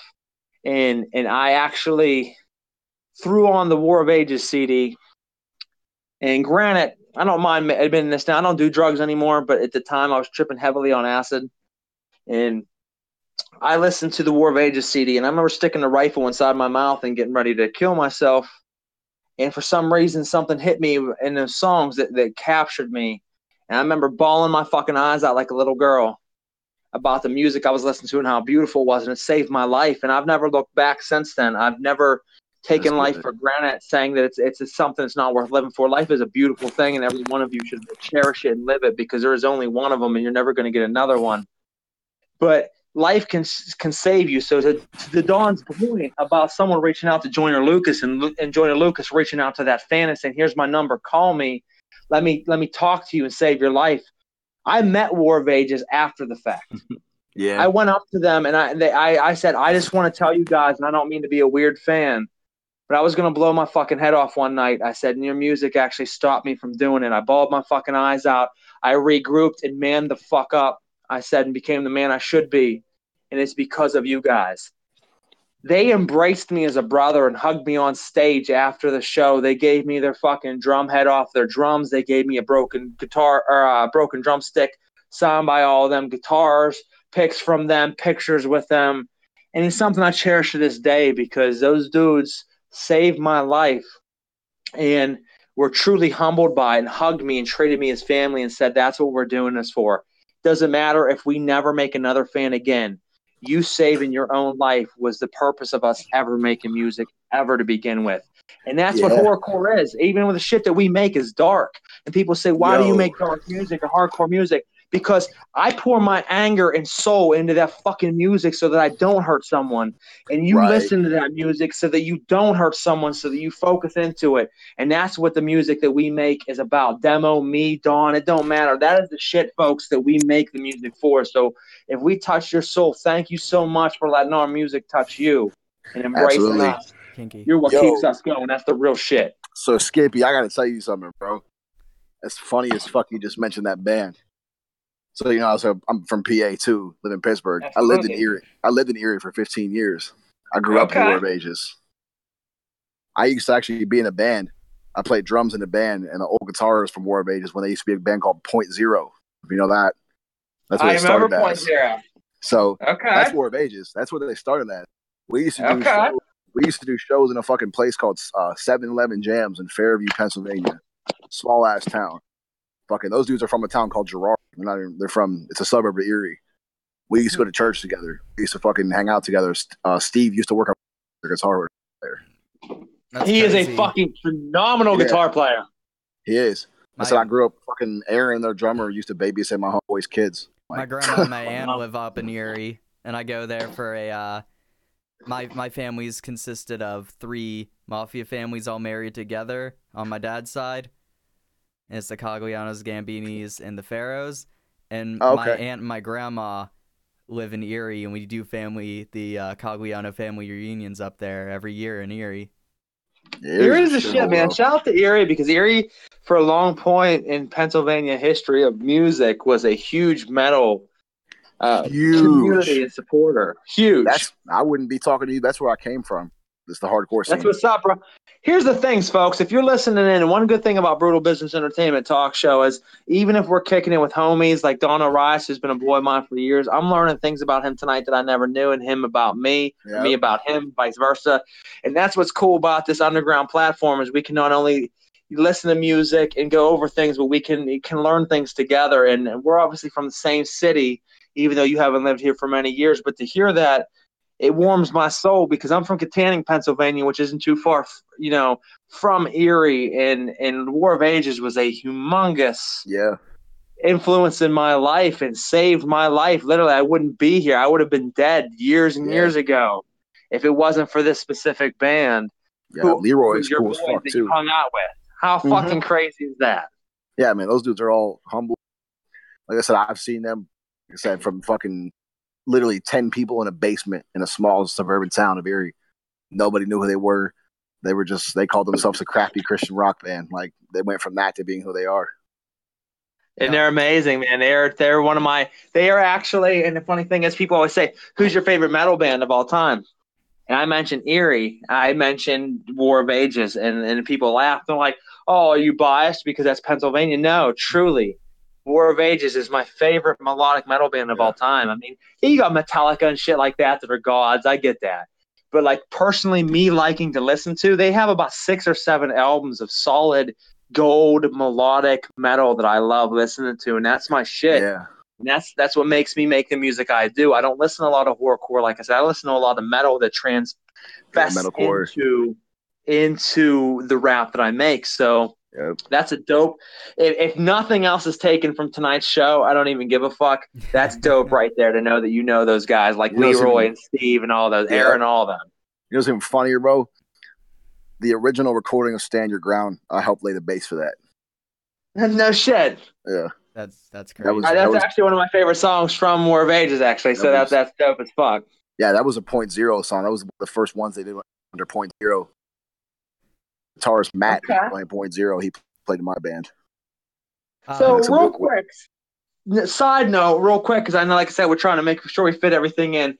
Diabolic the Monster was originally going to be on the show tonight. For those that don't know, Diabolic the Monster and Don Orias are in a group called Sick Gang together, who is not only evolved from the two of them together, but is involved in something much bigger with Class and several other individuals on that project. I know you guys are working on new music. Why don't you give us a little bit of taste of what's to come, what's going on right now with Sick Gang? So we have another collaborative project we're working on. It's kind of because Class is doing the Grand Adventures tour, and then they're doing another tour next year. So we have a lot of older material from him and verses from him kind of on standby that we've already had. That we're going to go ahead and throw together into some compilations.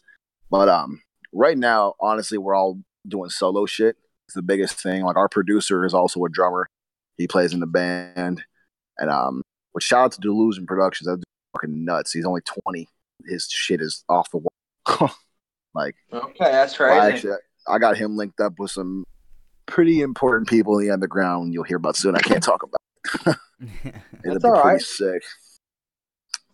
Things will be getting a little bit. It's all about the things that come that we don't know about. I love that. I love teasing people. Say there's big things coming. Just like our announcement that we're hooking up with a mega force in the underground for booking. You know that you mentioned this. You have to tell me privately now.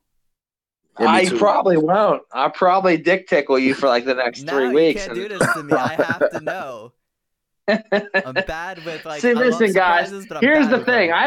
There's a lot of Ickham fans out there, and I want you guys, from the bottom of my heart, I want you to understand, I am a fucking asshole. So just know right now that, like, if you think like Skippy Ickham's a cool dude, I like him. No, I'm not. I'm a fucking dirtbag piece of shit, and I'm cool with that.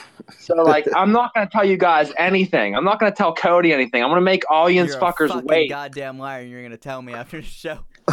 The thing is, no, Demo's right. I'm actually gonna tell him right after the show. But But for real though, I am a fucking asshole. So no, that's cool though. Demo sends some, Orias is shedding some light on a lot of things, which is really cool. And as we said, we definitely plan on having him back. I don't respect a lot of the underground artists right now. And whether you call me, fair with that or call me an asshole with that, I don't really give a shit. I know a lot of personal information that a lot of you guys don't know about a lot of the people that you follow and listen to. So I see a lot of posts about, oh, so-and-so is the dopest artist out right now, or we love so-and-so. But if you knew some of the shit that I knew, you wouldn't follow. So if I have someone on my show, it's because I fucking respect them and I like them. If I don't have them on my show and you keep asking me to have them on the show with me and Cody, and we don't, there's probably a fucking reason for that. So take it however you will. But Don Orias is one of the truest motherfuckers out there right now, and I'm glad to be able to have him on the show. I want to ask you, Don, how many projects have you released over the years at this point? I personally already know, but for the fans, how many have you dropped, including The Omen and everything else that you've released? How much do you have out right now? Let's see. So Road to Hell was under Slaughtercore. And then The Omen was a little bit of a teaser between that collabs out way. So that's the second. I did a mixtape called Nostalgia where I did like all school like wicked shit beats, and I got pulled, got removed from the internet. I guess because I probably used a couple beats without permission, but I really don't care. Fuck them. And then what else after that? Oh, Sick Gang, the Music to Die 2 EP, and I did a Mirror. So that's that many. And you have Agony. Yep. So, no, that's quite a catalog. I mean, you got to keep pushing. You got to keep releasing music, and I think you've released quite a fair amount. I said it before. I feel that, however your feelings personally are about it, my feelings are that you have been heavily overrated, not overrated, but underrated. Excuse me. Over the last few years, that I felt that you should be getting the buzz of the Playboy, the Beasts, and the Diabolic, the Monsters, who you are in partnership with. I feel that there's certain artists out there that are just as good as others, but for some reason they don't get as much of a buzz. I feel that you are one of those people. I feel that I am one of those people. There are certain people out there who release just as good of music as everyone else, but for some reason they're not talked about as much as others. And I feel that you are one of them. What is your take on that? What is your take on the underground scene maybe not giving you the credit that I feel, and I think a lot of other people who I've read feel that you deserve? I mean, the biggest thing with me is like I lack, not capable of doing that some other dudes do. I'm broke as fuck. Hashtag broke rappers. So hashtag T for tits. A big thing is like I haven't been able to throw the same amount of money some cats have. I mean, when I do, I live off of music also. I sell features, beats, and I do graphics, videos, all that shit. A lot of it doesn't go back into music bills. So I can't reinvest a lot of the same things that other cats do that have that fucking, a lot of dudes have that dope boy money and shit. That's the biggest thing. And me, I don't give a fuck. Like, I don't do a lot of buy-ons. I don't fucking do a lot of this play-to-play shit, like riding dicks. I just don't do it. So me either. I've been big on that. Yeah, that gets me where I am. To me, it's like I'm cool with it because I look at the numbers I do get, and I know that everything I have is organic. Like everything I have established, I've done myself, and I haven't had to fucking coattail anybody to get there. I've made my connections and worked with some homies that have helped me along the way. They've helped me. I've helped them, and it's always mutual. Haven't had to make no sacrifices in what I do to get where I'm at. And I feel I agree with you, homie. I mean, that's real shit right there. For anybody listening, that's real fucking artist mentality right there, because I have a lot of artists that want to talk to me and brag to me about the people you opened up for. But at the end of the day, I don't give a fuck who you opened up for.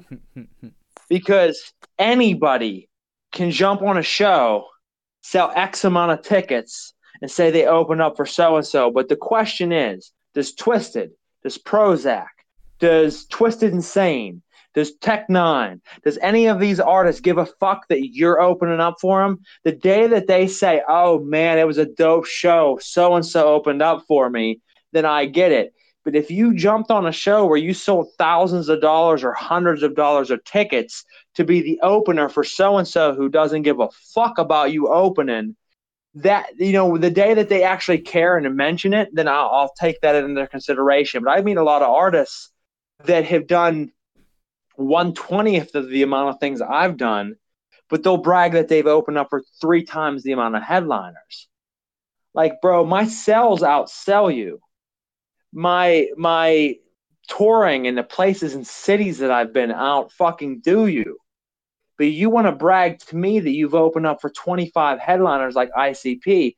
ICP doesn't give a fuck if you were the head or the opener for them and you sold $2,500 worth of tickets. You made them $2,500 worth of fucking money that night. Yeah. You were the fucking opener. You mean jack shit. Are they watching you? Are they standing out in the crowd? Is Jay and Shaggy standing out and watching you? No. They're backstage doing their shit. They don't give a fuck. The day that they come out and say, yo, so-and-so was my opener and he was a dope opener, then I'll respect you. But I got Pittsburgh artists that come to me that don't necessarily fuck with me, but they'll talk about who they've opened up for. But meanwhile, I know they buy on to every show or they sell thousands of dollars worth of tickets. I don't do that shit. Everybody always says, why is Skippy Ickham not opening up for ICP? Why is Skippy Ickham not opening up for Twisted? Because I refuse to sell all these money worth of tickets to make someone else money. I'll throw my own show. I'll pack the show. I'll have my own artist benefit and make money from the show.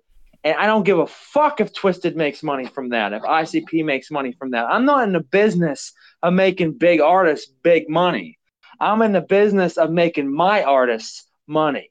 So for anybody that's listening to this, that's the difference. And there's a mentality. I don't give a fuck who you open up for. I give a fuck how you do business. And there's a whole different ball game there. And I think that's why some of us underrated artists do what we do, because we don't dick ride. I don't dick ride anybody. I don't give a fuck who you are. I like a lot of the other artists, and I'll say it, but I'm not going to use acts as a way of dick riding to get myself bigger. I've never used another artist to ever make myself bigger than I am. You've never done that, Cody. You've never done that, Don. That's real artist shit. We're either going to make it big or we're not, but we got the heart to pour it into what we do, whether you like it or not, because we don't got to suck dick to fucking be in this game and to make a shockwave in this game. Like some of these motherfuckers, and yeah, motherfuckers in Pittsburgh, I'm talking to you. There's a few of you that suck dick to be on every fucking show. Yeah, and if you're hearing this right now, and he's like, suck dick, Pittsburgh artists. No, I am, because there's a few in here that fucking I've heard talk shit about Ickham behind their fucking back and about how they've opened up for way more headliners. You've opened up for way more headliners because you stupid faggots chose to pay those headliners way more money. I could have had every show that you've ever had. I am the biggest thing in Pittsburgh. I choose not to fucking do that because I'd rather build an army than open up for some headliner that don't give a fuck about me. So if you're listening to this right now and there's about 3 of you individually that I'm talking to you, fuck you. I'll never work with you. You'll never get my love. Blow me. To rewind a little bit, because I've been meaning to get into this, but I didn't want to interrupt. It was like at 10:19 p.m. D-Kill said, I met Hobson in Omaha, and he came off as really cool. Well, that's good. I'm glad he did, because I've met a lot of females that said he's extremely rude to them and treats them like they're whores. So I'm not saying that's the case. I don't know. I don't take people's opinions because bitches lie. Hobson's not a fan of the ladies.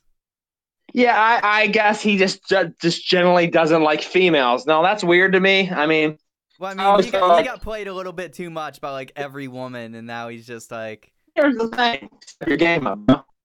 Oh, geez, you just went all robotic voice. Fuck a robotic voice. I'm telling them real shit. Like Hobson, if you get played by bitches, that means you were able to be fucking contracepted and played. Man your shit up. You know what I mean? Like, be a fucking king in yourself and no one can play you. If you're a king, no queen can play you because ultimately the king's bigger than the queen. Don't fuck around and be a stupid ass. Like, I'm not saying Hobson is. I have respect for Hobson, but if you have hate for females because females played you wrong, that's your own fucking fault. Man up. So, Real shit. I like I said, I drop it how it is on these shows. I don't give a fuck. Real quick, I have to make a side note. Aside from Dawn, aside from Cody and myself, Killer Noise, who is a member of Brutal Business Entertainment, my label, is dropping in 3 days. Depressed and Designer, his next EP. album. EP. It's an EP. Excuse me, it's an EP, not an album. I always want to call it an album. I'm old school. I'm a metal kid, so everything was an album. And he's dropping that. It's going to be very dope. I've heard some of the shit off of it. It's already killer. So make sure you were watching out for that. Devon is someone who is kind of behind the shadows. He's also overlooked and a lot of people don't listen to him. But Killer Noise is a fucking monster from Texas. Shout out to Don Orias from Texas. Shout out to Killer Noise from Texas. Roach dope ass artist. Jay Roach is down there. Mm-hmm. I mean, Brian fucking Rodriguez, who's no longer on the label, but still a homie of mine. There's a lot of dope ass artists. Martian. There's a lot of great rappers in Texas right now. So shout out to Texas. Shout out to everyone down there representing. But specifically shout out to Killer Noise and Don Orias. Killer Noise has a new album, Depressed and Designer, dropping in 3 days. It's an EP, whatever. Fuck off. It's going to be dope. Make sure you check it out. Make sure you give it some listens and some likes. Buy it. Spread it around. It would be appreciated. We are trying to build something really great here within Brutal Business, to make an underground label that's truly independent, that has not only artists but producers, sound engineers, models, wrestlers, everything in the underground community all together as one. So shout out to him. D-Killa said Killer Noise is a beast. Killer Noise is a beast. He's a young buck. I still don't. Here's the thing. Here's how fucked up is this? I'm a business owner. He is one of my technically employees. I don't know how old the kid is. He won't tell me.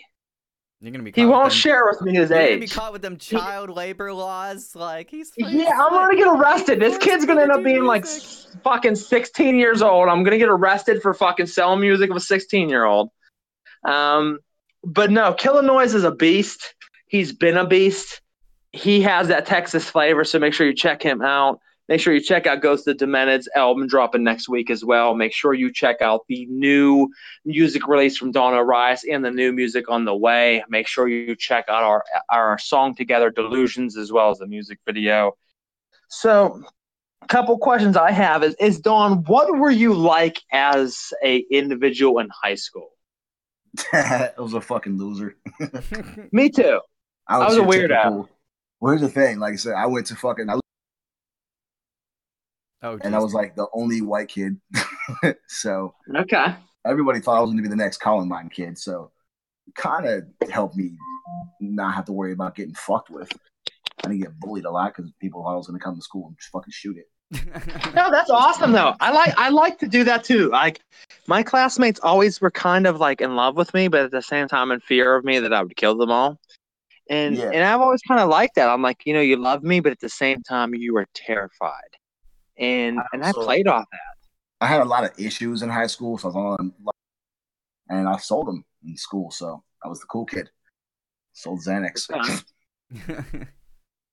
No, in high school, I was a badass motherfucker. I mean, honestly, now I'm just an individual that blends into the shadows that no one even notices other than my music. But I mean, in high school, no, I was that kid that people knew and everybody invited, like whether it was the preppy kids or the misunderstood kids or the gothic kids, or it didn't matter. I was invited to every party and I went to every party and I did mad drugs and I did mad all kinds of crazy shit. And I was the kid that everybody knew and hung out with, but I don't think anybody ever really truly understood. And it kind of grew into something funny because everybody always thought that I would amount to nothing and I would do nothing. And here these same motherfuckers follow me. They message me and they're like, bro, I see you got a label now. I see you got 22 artists. I see you got a radio show. I see you got this and that. And they're all jerking me off under the table. And it's hilarious because it's like, all of you told me I'd be the kid that would overdose and die. You all told me that I'd be the one that amounted to nothing. And you motherfuckers are working at the gas station while I'm making my dreams come true. I got arrested in middle school. Because I was, someone wrote on the walls, and it wasn't me, obviously, because I'm here. Someone wrote on the walls, "My name is Cody Howard, and I'm going to shoot up the school." First of all, who the fuck writes that? Like, admitting it before it happens. It's the element of surprise, people. We heard rumors of a school shooter, but they didn't cancel school. We all got sent to school anyway, but everyone got, like, locked inside their classrooms for the day, and it was quiet for hours, and, like, the fucking school police officer came in, and he's just like, "Cody Howard, you know, step out here." I was like, and everyone, like, backed the fuck up and look at me, and I was like, God damn it. Like, well, I didn't fucking do shit. You know what? That happens. I remember being in computer shop and the principal and vice principal showing up. Now, I got to be very careful how I say this, so take it how you will. But they pulled me out of class and they said, "Let's see your book bag." So I gave my book bag. They dumped it all over the stairs. Shit went everywhere. I still never found some of my homework. Probably why I failed. And and they said that this bitch that I was talking to on the phone told them that I was going to come into school and I was going to gut her like a fish. And they never found a knife on me. They never found any information to connect me to this crime. But they dumped my shit everywhere. They threatened me with expulsion and all kinds of things. Now, I want to say, you can take it however you want. Did I say it? Did I not say it? It's hard to say. I'll never admit or not admit. There's probably a good chance I said it, though, folks. But I'm never going to admit to it. So they dumped my shit everywhere. And they fucking raided my locker. They went through my books. They fucked my shit up. But they never found a knife that I was supposedly going to gut this bitch with. And I remember being on super high security watch. Like, every time I walked down the hall, I had to watch if I sneezed, because if I sneezed in the wrong direction, these motherfuckers were searching me. And my high school doesn't even exist anymore. They bulldozed the motherfucker. It's gone. It doesn't exist. So, like, the high school I went to it's not even a real thing anymore. But I remember being that outcast. I remember being the drug addict or being the crazy guy that you didn't fuck with, the weirdo, the crazy one that you thought would shoot up the school. But I ended up being more successful than every one of you motherfuckers. And I look back at that, and I'm like, the joke's on you. You all thought you knew how it was going to be, but I flipped it on you and flipped the script. See, that's where crazy, are you at? Because I was Who the fuck? I was extremely bullied in middle school, but when I got to high school, I moved schools, and not that anybody ever bullied me in high school ever. I fucking just coasted it. Like, no one fucked with me, but, like, then again, like, nobody...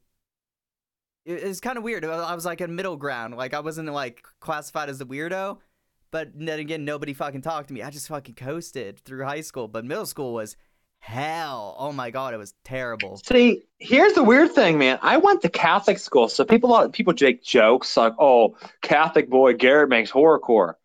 Motherfucker, I never personally chose to be in Catholic school. My mom had 3 children on her own, raised us on her own, and the first 2 were bad as fuck. So she thought, okay, I'm going to send that third one to Catholic school. He's going to be the best one out of the 3. Well, joke's on my mom, because I ended up being the worst out of the 3. Shout out to my brothers. You couldn't live up to my reputation, bitches. In real shit, I ended up being the worst out of the 3 by far. And it's just funny to me. Like, I still was a legit dude. I partied with everybody. But I literally remember having fuckers tell me, "You're going to be the one that grows up to be the one that overdoses and becomes a piece of shit nobody." Well, guess what? Most of the people who told me that are fucking dead. So joke's on you, motherfuckers. You talk shit on me. Guess who actually are the ones that overdose and are dead in the fucking grave right now? Suck my dick, you dead fuck. I'm still here. I'm still pushing, making shit happen while you motherfuckers are rotten. I don't feel bad about it. Eat shit. We're reaching 2 hours on the show. I don't even give a fuck. I'm keeping it going. I have to record somebody tonight, so... We're going deep, Don. As long as you're willing to hang out with us, we're going in deep. So I want to go into real quick. Cody, you had a beef with this stupid motherfucker, and I got to comment on it. No, I wasn't even going to comment on it, but I have to, because There was this kid named Angel. So Don, for you who might not be accustomed to the beef that's going on right now, the very first song I ever worked with Cody was called Pure. It was me, Demo Demon, and Damian Page. And kid did a very good job. I reached out to him as a nobody. I said, hey, kid, I'm very impressed with the work that you've done. I think you have major potential. And I think you could be a hell of a force in the underground. And this little cocksucker, and I don't even fucking care because, like, bro, you come at me, I'll kill you. Like, you come at Demo, you got a challenge. You come at me, you're dead. Like, that's not even being a dick. Like, I'm a fucking level way beyond what you can ever reach. And he fucking responded back, I know I'm a beast, bro. I don't need someone like you to tell me I'm a beast. I know I am. Well, right then and there, you lost all credibility with me. You know, I tried to tell you you're a good artist, and you fucking shoved it back in my face. And then, Demo, you yourself had put up a post about a great line that the kid had wrote, and it would have been a great line if it was his. But he wrote some type of line about I'll cover your body in shells like I'm a hermit crab. Now, the line was better than that, but it was along that premise. The problem with that is that was I listened to Pure. Well, that was a Vinny Paz line. So whenever I seen you post that, I remember commenting you, and I was like, bro, I said, Demo, that's a Vinny Paz line. I said, your boy didn't write that. So we started realizing some shit was weird right then and there. Well, then Cody helped. Demo Demon helped this motherfucker when he had no home and had nowhere to go and gave him a place to stay. He turns around and bites the hand that feeds him, which often, a lot of times in life, snakes fucking do. So he turns around and moves out, and he does his own thing. We don't hear from him. It's a fucking finicky fucking story, I suppose. Because, like, honestly, no. It doesn't matter what I say. He's going to turn around, or someone he knows is going to turn around and spin it and be like, he's fucking lying. But here's the thing. It don't even matter what they say. The God is now fucking spoken. It's beyond you. You've kept your mouth shut. You've done everything you could to be a gentleman about it. I'm stepping the fuck out. I didn't speak to him for like a year and a half, and then he just like disses me out of nowhere because it's like, what the fuck? Well, no, I'm bringing it up now, so we're gonna bring it to fucking light. So this motherfucker brings up all of a sudden a diss track, bringing up shit, talking about my boy Demo, who's on my label, and you know, I feel like if you wait just kind of like the MGK Eminem diss, it's taken years. If you wait, 3-4 years, whatever, to diss someone on my label who has helped you, has reached out a hand and tried to help you, then you're a bitch. But then I let it go because it's none of my concern. I let that between you guys because I'm beyond the plane of random diss. Like, I've been in the battle scene. I've been in the diss scene. I'm too big at this point to give a fuck about this shit, so I stay out of it. I ignored the diss at first, and then I heard he was talking about beating my kids, and I was putting them in body bags. And that's fucked up. He brought up touching your children. If you bring up a diss track against another man and you talk about fucking with his kids, you're a bitch. And I don't give a fuck who you are, whether that's Damian Page or anybody else. But then I see this faggot on fucking Instagram, Gavin, whatever, fucking pole smoker. You want to fucking mention my label, you little faggot bitch? I'm going to bring it up right now. You want to mention my fucking label, and I message you and say, don't mention my label unless you have specific beef with Skippy Eckham or me. And then you start talking faggot shit and start saying, whenever you first messaged me, it made me cum in my pants. And I said, what the fuck did you just say to me? This dude's only been rapping for like probably a year and a half now. And then he messaged me, this douchebag motherfucker messaged me and said, you should hear how bad I tore apart your boy. I said, bitch, I heard how bad you tried to tear apart my boy. I said, your diss track is the worst diss track I've ever heard. I said, don't ever fucking message me or my label again unless you truly have beef with me. And I said, and if you do, I will fucking ruin your career. This faggot proceeded to tell me how me talking to him excited him to the point of him coming in his pants. No, if you tell me that me messaging you makes you cum in your pants and all kinds of other weird shit, like, I'm not cool with that. I'm not down with the faggot shit. I mean, if you're gay, hey, cool, no problem. I have no problem against that. But if you start saying queer shit to me, like I make you cum in your pants, I'm gonna beat the fuck out of you. The thing is, So whenever I meet, with if I ever Angel meet you, and the fucking Gavin, if circle I jerk ever of meet you, well, Gavin, I'm saying specifically, Gavin, if I ever meet you in like real life, which I doubt I will, if I do, you're fucked, bro. I'm gonna beat your fucking face in, and I'm telling you that on live on fucking internet radio. You can bet on that shit. You can fucking take that money to the bank. I don't know, You Gavin's talk probably shit on 17, my 18. label, He's on my fucking old. artists, or on me, you're getting fucked up. You fuck with Demo, you fuck with me. It's not. I don't play that game. You fuck with any one of my artists, you're fucking with my family. I'll body you. I'll put you in the fucking ground. So go ahead and fuck with me, talk shit, and you'll find out what happens. So anybody that's been wondering about that shit going on, aside from Don Orias, I apologize. That had to be brought up tonight because I don't take kindly to fucking douchebags talking shit about my artists and coming off of diss tracks to try to make buzz off of one of my artists. If you have a beef with Angel, that's okay. You and Angel go at it. But this kid had nothing to do with it, and he jumped in to try to gain buzz off of the beef and then started talking gay shit to me, and I'm not cool with that. So anybody listening, know that's the case. Now back to Dawn. I did want to ask. So you said in high school you were kind of a loser, as I was. I was kind of the weirdo. I'll be right back. I have to go use the bathroom. Do your thing, man. No worries. Yeah. So what brought you into starting to want to write horrorcore, hardcore? What made you say one day, like, hey, you know what? I'm going to start making this type of music.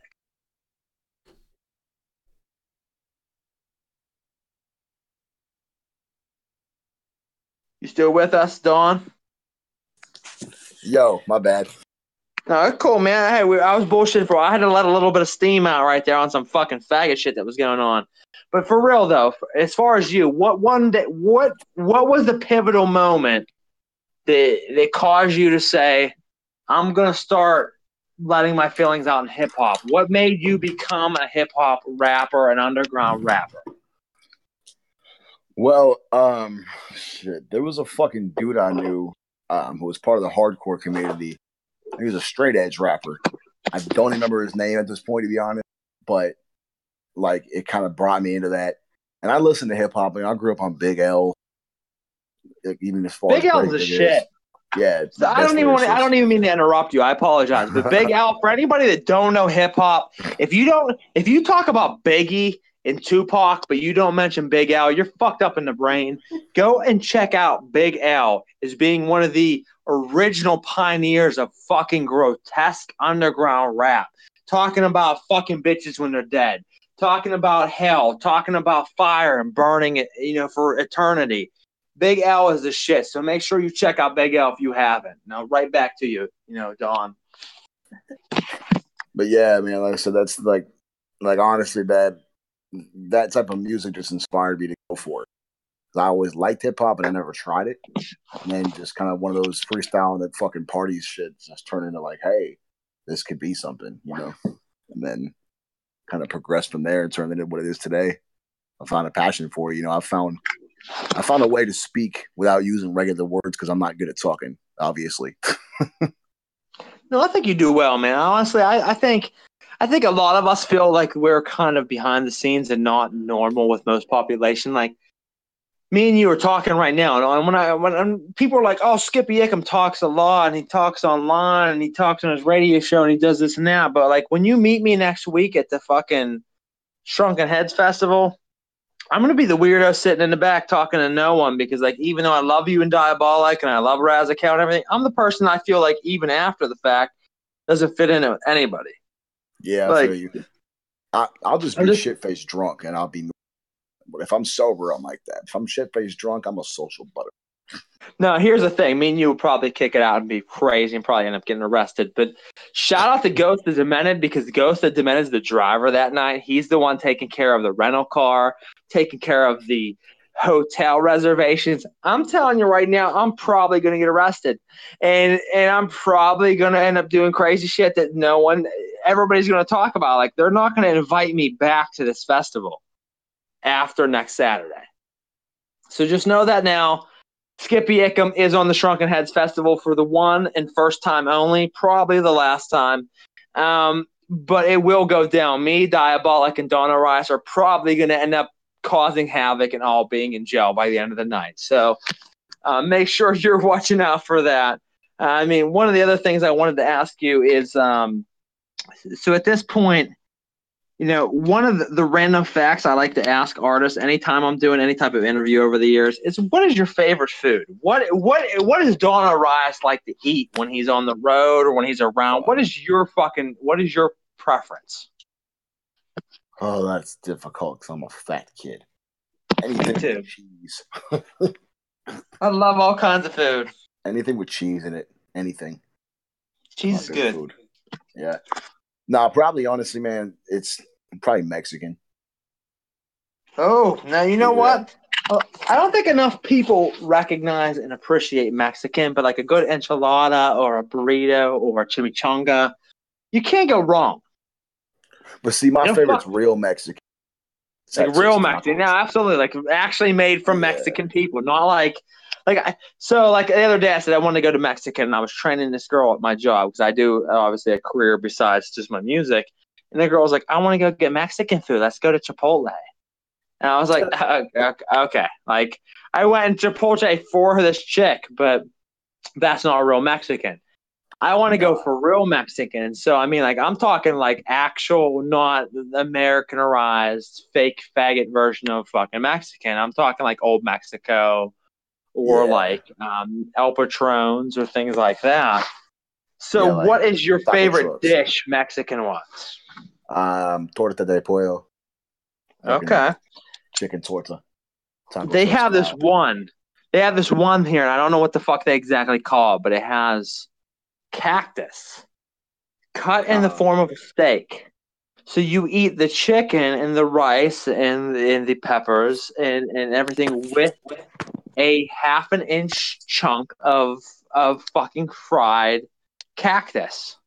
And I gotta tell you, right, first and foremost, anybody listening, if you've never eaten cactus, it's delicious. It's one of my favorite things. Yeah. You should try it, whether it be in food form or in drink form. You know, squeezed cactus can actually be a big energizer, but definitely something to check out. So I'm glad to hear that you like Mexican. I mean, something definitely to think about. Cactus. You're talking about nopales, the actual like cactus leaves. Okay. Yeah, they do that shit down here. When you go over to the West Coast, so you guys are over closer to Mexico, so I like that. When you get back towards Pittsburgh, where you're originally from, the Mexican gets more watered down. I mean, it's not authentic Mexican.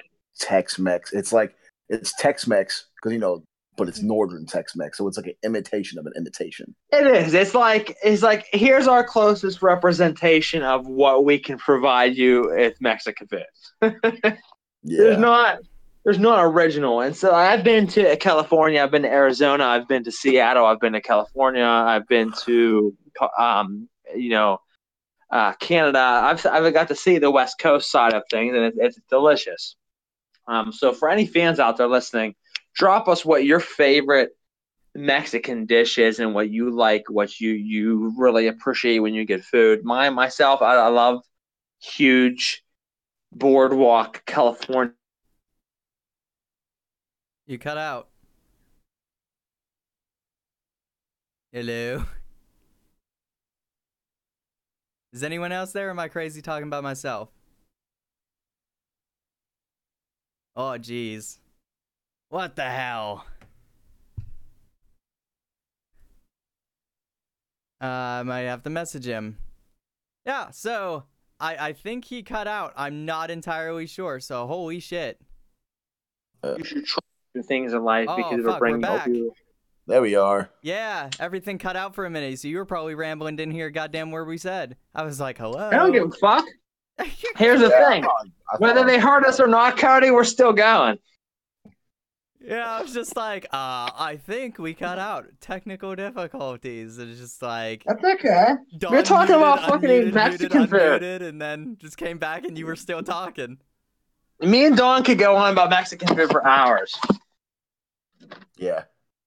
I can also go on about this beer because I'm like 8 or 9 deep and I'm feeling it good. I'm So lucky one of I the came questions, I'm back still before hungover from everything last cut out. night. well, can I ask a question? I want to ask Dawn, how long have you been doing music for? Whether it be serious or just a hobby at that point, how long at this point have you been making music in general? Well, aside from rap, let's see, I was in my first band at 15, so 12 years. Okay. I've been making music myself personally for roughly 19 years, and it started out as metal. I've made metal music. I've always made metal. Yeah, I'm a very good guitar player, even though I don't play much anymore. And it led into the vocal side of things, which I've done both singing and rapping. But I've said at this point, roughly 12 or 13 years solid of consistent work, and I've been probably about 18 years of music. I mean, so we were always constantly trying to release some new music. I know, like I said earlier, Kumar is releasing Depressed and Designer. That's going to come from Illinois. That's dropping within the next 3 days. Make sure you're watching out for that. That is a great new album to watch out for. Ghost of Demented is dropping his album next week at the Shrunken Heads Festival. And the last couple of things I wanted to touch base on is, we do have a lot of projects coming up. Don Orias has a lot of projects and things he's working on currently coming up as well. And some secret Before, stuff. absolutely, there's always secret stuff. But I mean, before we get into that, right now, do you believe in ghosts, Don Orias? Do you believe there's an afterlife and a spiritual life after this one? Yes. Being from PA, absolutely. One of the most haunted states in America. Get shit thrown at you, doors slammed for no fucking reason. Dude, okay. I had a motherfucking, like, this is probably a year and a half, 2 years ago. It was at the time that fucking Damien Page or Angel was living with me. I believe it was at that time. Fucking, my ex was sleeping in bed, and the fucking door for the bedroom, my room, fucking randomly closed. And I was like, that's weird, she must have shut it or whatever. I went to go open it, and it's fucking locked. And I asked her later, and she said she slept all the time. She didn't do that. So fucking something locked her in the room. No, there's definitely a lot of spiritual things that go on in Pennsylvania, whether it be across the world or just here. I feel that there's a lot of history in the state. I think that there's definitely some things that I've seen personally that have made me believe in an afterlife, believe in ghosts, believe in spirits and apparitions. But it's good to hear that you guys have had experiences also. Dawn, have you ever had anything that really made you believe, there's something beyond this? Yeah, a couple things. Actually, when I lived in McKeesport, fucking my first day home alone as a kid, I was like 11, and my mom and dad went to somewhere. I think they just went into town. They just went into like downtown Pittsburgh or some shit. Go to the clubs or something like that. But This is a sequel to Home Home Alone.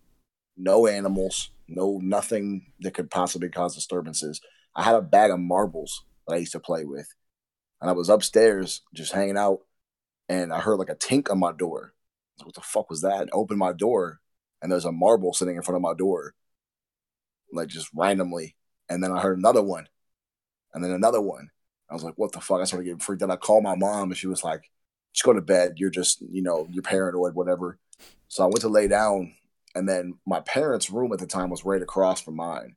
Their door opened, like, loud as fuck, and I was like, oh, they're home already. They came home early or whatever. So I walked up, I was like, Mom, nobody there at all. The door's just wide open. I go back in my room, and I hear a door shut. My parents' room shut. And then I looked, and the fucking marbles that were on the floor were in a circle in the middle of the floor. Yo.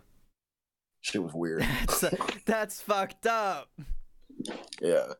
That's what made me believe. No, definitely some weird shit. I mean, there's definitely some weird things out there that exist that I think most people try not to believe, try not to follow, and they try to hide it. But needless to say, There's a lot of unexplainable things. And it's crazy. We found out the house, because the house we were living in was an old house. I'm sure, being from Pittsburgh, McKeesport's like a ghost town now, pretty much.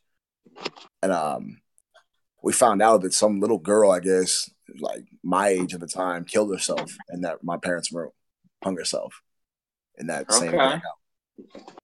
Well, what's really crazy about that, and back to the fact that we've been talking for years, but sometimes you always still learn facts about your friends, is that I live in a White Oak area, and White Oak is a suburb of, McKeesport. So when you're mentioning McKeesport, living in McKeesport, I live, 3-4 miles from McKeesport. So, okay.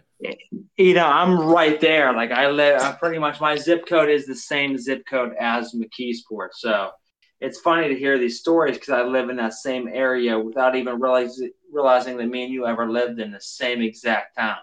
Yeah, you never know. We may have crossed paths at one time and not even known it. No, exactly. That's what's really funny is literally we both have now lived in the same area, never even really knew it.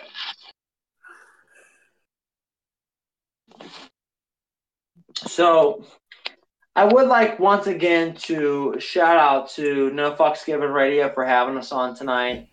For airing the show that we do. Everybody else watching too. Everybody else listening and watching, everybody else that'll stream it after the fact and spread it. If you have any questions, let us know. We are getting ready to wrap up for the evening, but if you have anything you'd like to ask us, let us know. We will certainly ask it. But we do thank you for tuning in. We have a lot more artists coming up over the time.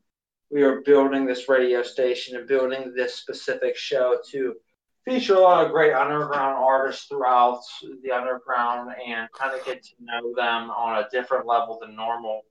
Tonight we have, Don Orias, which is a great friend and artist in the underground to get to know. So make sure you check out his music and his links, support his music, and kick it with him.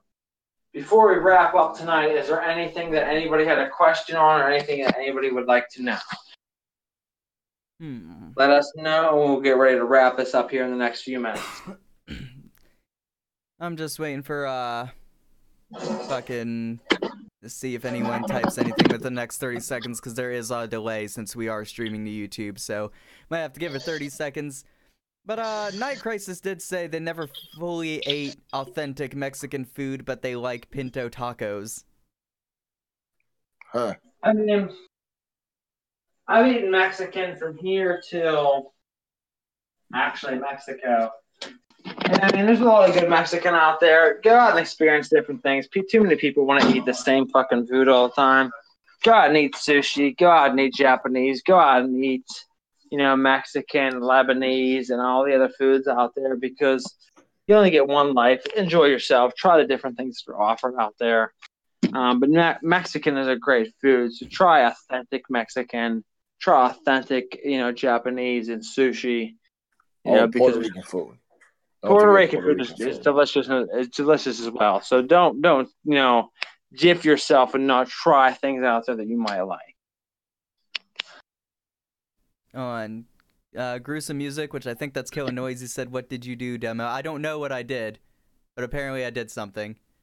You did something. I did something. I'm just sitting here like I did something, I guess. That's all right. But I mean, before we finish up for the night, Don Orias, is there anybody else that you would like to shout out or talk about or anything else you'd like to mention before we wrap up? Shit. I'll probably think of 1,000 things later. But shout out to everybody in fucking Dallas Fort Worth, my little scene down here. Fucking shout out Razakel. Can't wait till next fucking week. It's gonna be dope. Shit, everybody at LSP, fucking all the major labels doing shit right now. George and MNE, fucking all the people have shown me love recently. And yeah. Shout out to the fact that it's 10:13. I'm still hungover from last night. I woke up at like 10 p.m. yesterday, so I'm still up and going from yesterday. Yeah. We were gonna have like a drink last night, and it turned into everything that was in the house. Oh, you can never have a drink. Yeah, I mean, we figured maybe two, but and ended up we like raided the bar and drank everything that was alcoholic in the house. That's usually the way that goes, you know. So I completely understand that. Yeah, Serby said if I get an Ickham tattoo, get a backstage. Can I get backstage at a show? If you show up and show me an Eckham tattoo, then yes, I will do what I can to make sure that you get the special treatment at that specific event. Fucking everybody gets Ickham tattoos. That's all right. I'm cool with that. So, you know, if you want to get an Eckham tattoos, I'll take care of you. Shout out to Don Orias for, you know, tuning in tonight. Shout out for everybody listening. Shout out to No Fucks Given Radio for allowing us a platform to be able to perform and talk all the crazy shit that we talk about.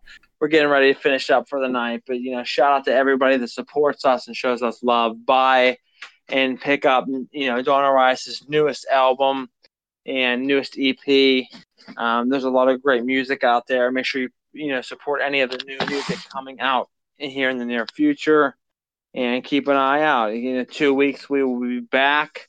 We have a couple of guests that we will be announcing. We have a couple of big announcements that we will also be bringing to the table here soon around Halloween. So make sure you're checking it out. But I do want to give a shout out to No Fucks Given Radio, as I said, and everybody else listening tonight. Don Orias, major shout out to you, homie. You've been a friend for years. You've been a great artist. You've done a lot for the underground, so keep doing what you're doing. I'm a big fan and personal friend, and just keep doing what you're doing, man. Anybody else you'd like to shout out before we finish out the night? Shout out to the bitch at Sonic earlier that took 4 hours to make 2 sandwiches. If you listen to this, you fucking suck. Into this. I don't know why I'm saying you like you are, but you never know. If you are, I don't like you. And, yeah, about it. Excellent. Shout out to fucking myself. No. For shout out to Don a beast. Yeah. That's it. Shout out to Sick Gang. It's important to do and didn't sleep all day. Exactly. Shout out to, you know, Don Orias himself, Sick Gang, and make sure you check out their music and everything that's coming up here soon. Shout out to No Fucks Given Radio. Shout out to my girlfriend who just said, Who's Sick Gang? Sitting right next to me. Exactly. Shout out to Don Orias' girlfriend who does who Sick Gang is. Sick That's Gang awesome. And if you guys need any information, any updates, or have any questions, hit us up on our, instant messenger, and we'll go from there. But I want to show love to all you guys. Thank you for tuning in. Thank you for No Fucks Given Radio. Thank you to Don Orias and Cody for obviously running the show. And we always have a good time together. But in a couple of weeks, we will be back with some other artists. We will announce who those will be soon. Shout out to Don Orias for being on the show tonight. And stay on drugs and don't do school, kids. Yeah, don't go to school, do drugs, and make underground horrorcore. That's our advice for you this evening. And follow those steps, and you'll be a success in life. I promise you. Don Orias, Agony. Check it out on Spotify, fucking Google Play, all that shit. Pornhub. You know what? We're going to finish this. Don Orias, give your shout out to your last song. We're going to play your last song, and then we're just done. After that, no more talking. It's just over. So we're done for the evening, but play one last song, and we're finished. So the last song is this fucking title track of the EP called Agony, featuring the homie Donnie Menace from Las Vegas. Fucking Nightbreed shit. And thanks for having me. And drugs are bad. Don't do them or you'll be talking like I am right now. Shout out. Let's play this song. Everybody have a good night and be safe.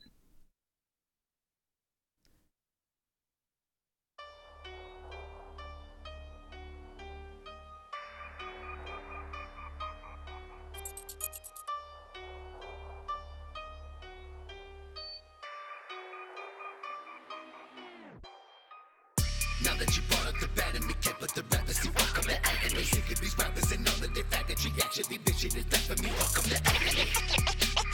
Welcome to agony. Welcome to agony. Now that you brought up the bad and me can't put the rappers see welcome to agony. Sick of these rappers and all of their faggotry. Actually, this shit is bad for me. Welcome to agony. Welcome to agony.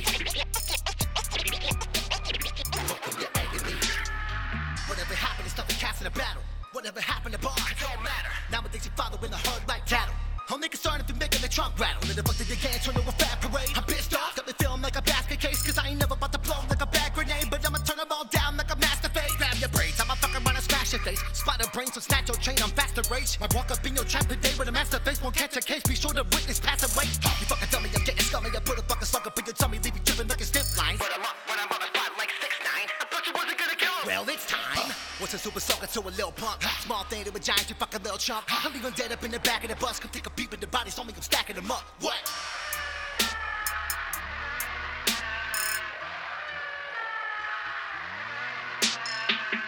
Now that you brought up the bad and me can't put the rappers, see welcome to agony. Sick of these rappers and know that they faggotry. Actually, this shit is bad for me. Welcome to agony. Welcome to agony. Welcome to agony. Now that you brought up the bad and me can't put the rappers, see welcome to agony. Sick of these rappers and know that they faggotry. Actually, this shit is bad for me. Welcome to agony. Welcome to agony. Welcome to agony. You are not getting away from the torture and pain when you're stuck in my dungeon. I cut up motherfuckers just for the fun of it. Sit your thought first if you thought I was frontin'. You won't know nothing. Damage I bring is way more than concussions. I'm torturing suckers. Watch when you step, then I pop up and catch you and chop off your head, then I open it. Fuck it. You got a newborn that is coming? I got me a hanger, abortion to nothing. Ripping the fetus about every cut, marinated in blood, it gets tossed in the oven. Do you got a shot at getting away? Do you think I give a shit if you scream? Even if you think you're safe and protected, I promise I'll be where you be. You ain't never felt no type of agony like this before. I'm coming for you motherfuckers thinking you can piss me off and get away with it. Like I'm never gonna catch you while I wrap my hands around your throat and pull it till I rip it off. You're gonna be, you're gonna watch how you act with me. You never know when I'll snap on the stabbing spree, hanging their bodies all up like a tapestry, nothing but savagery. Welcome to agony. Now that you brought up the bad and me can't put the rappers, see welcome to agony. Sick of these rappers and know that they faggotry. Actually, this shit is bad for me. Welcome to agony. Welcome to agony. Welcome to agony. Now that you brought up the bad and me can't put the rappers, see welcome to agony. Sick of these rappers and know that they faggotry. Actually, this shit is bad for me. Welcome to agony. Welcome to agony. Welcome to agony.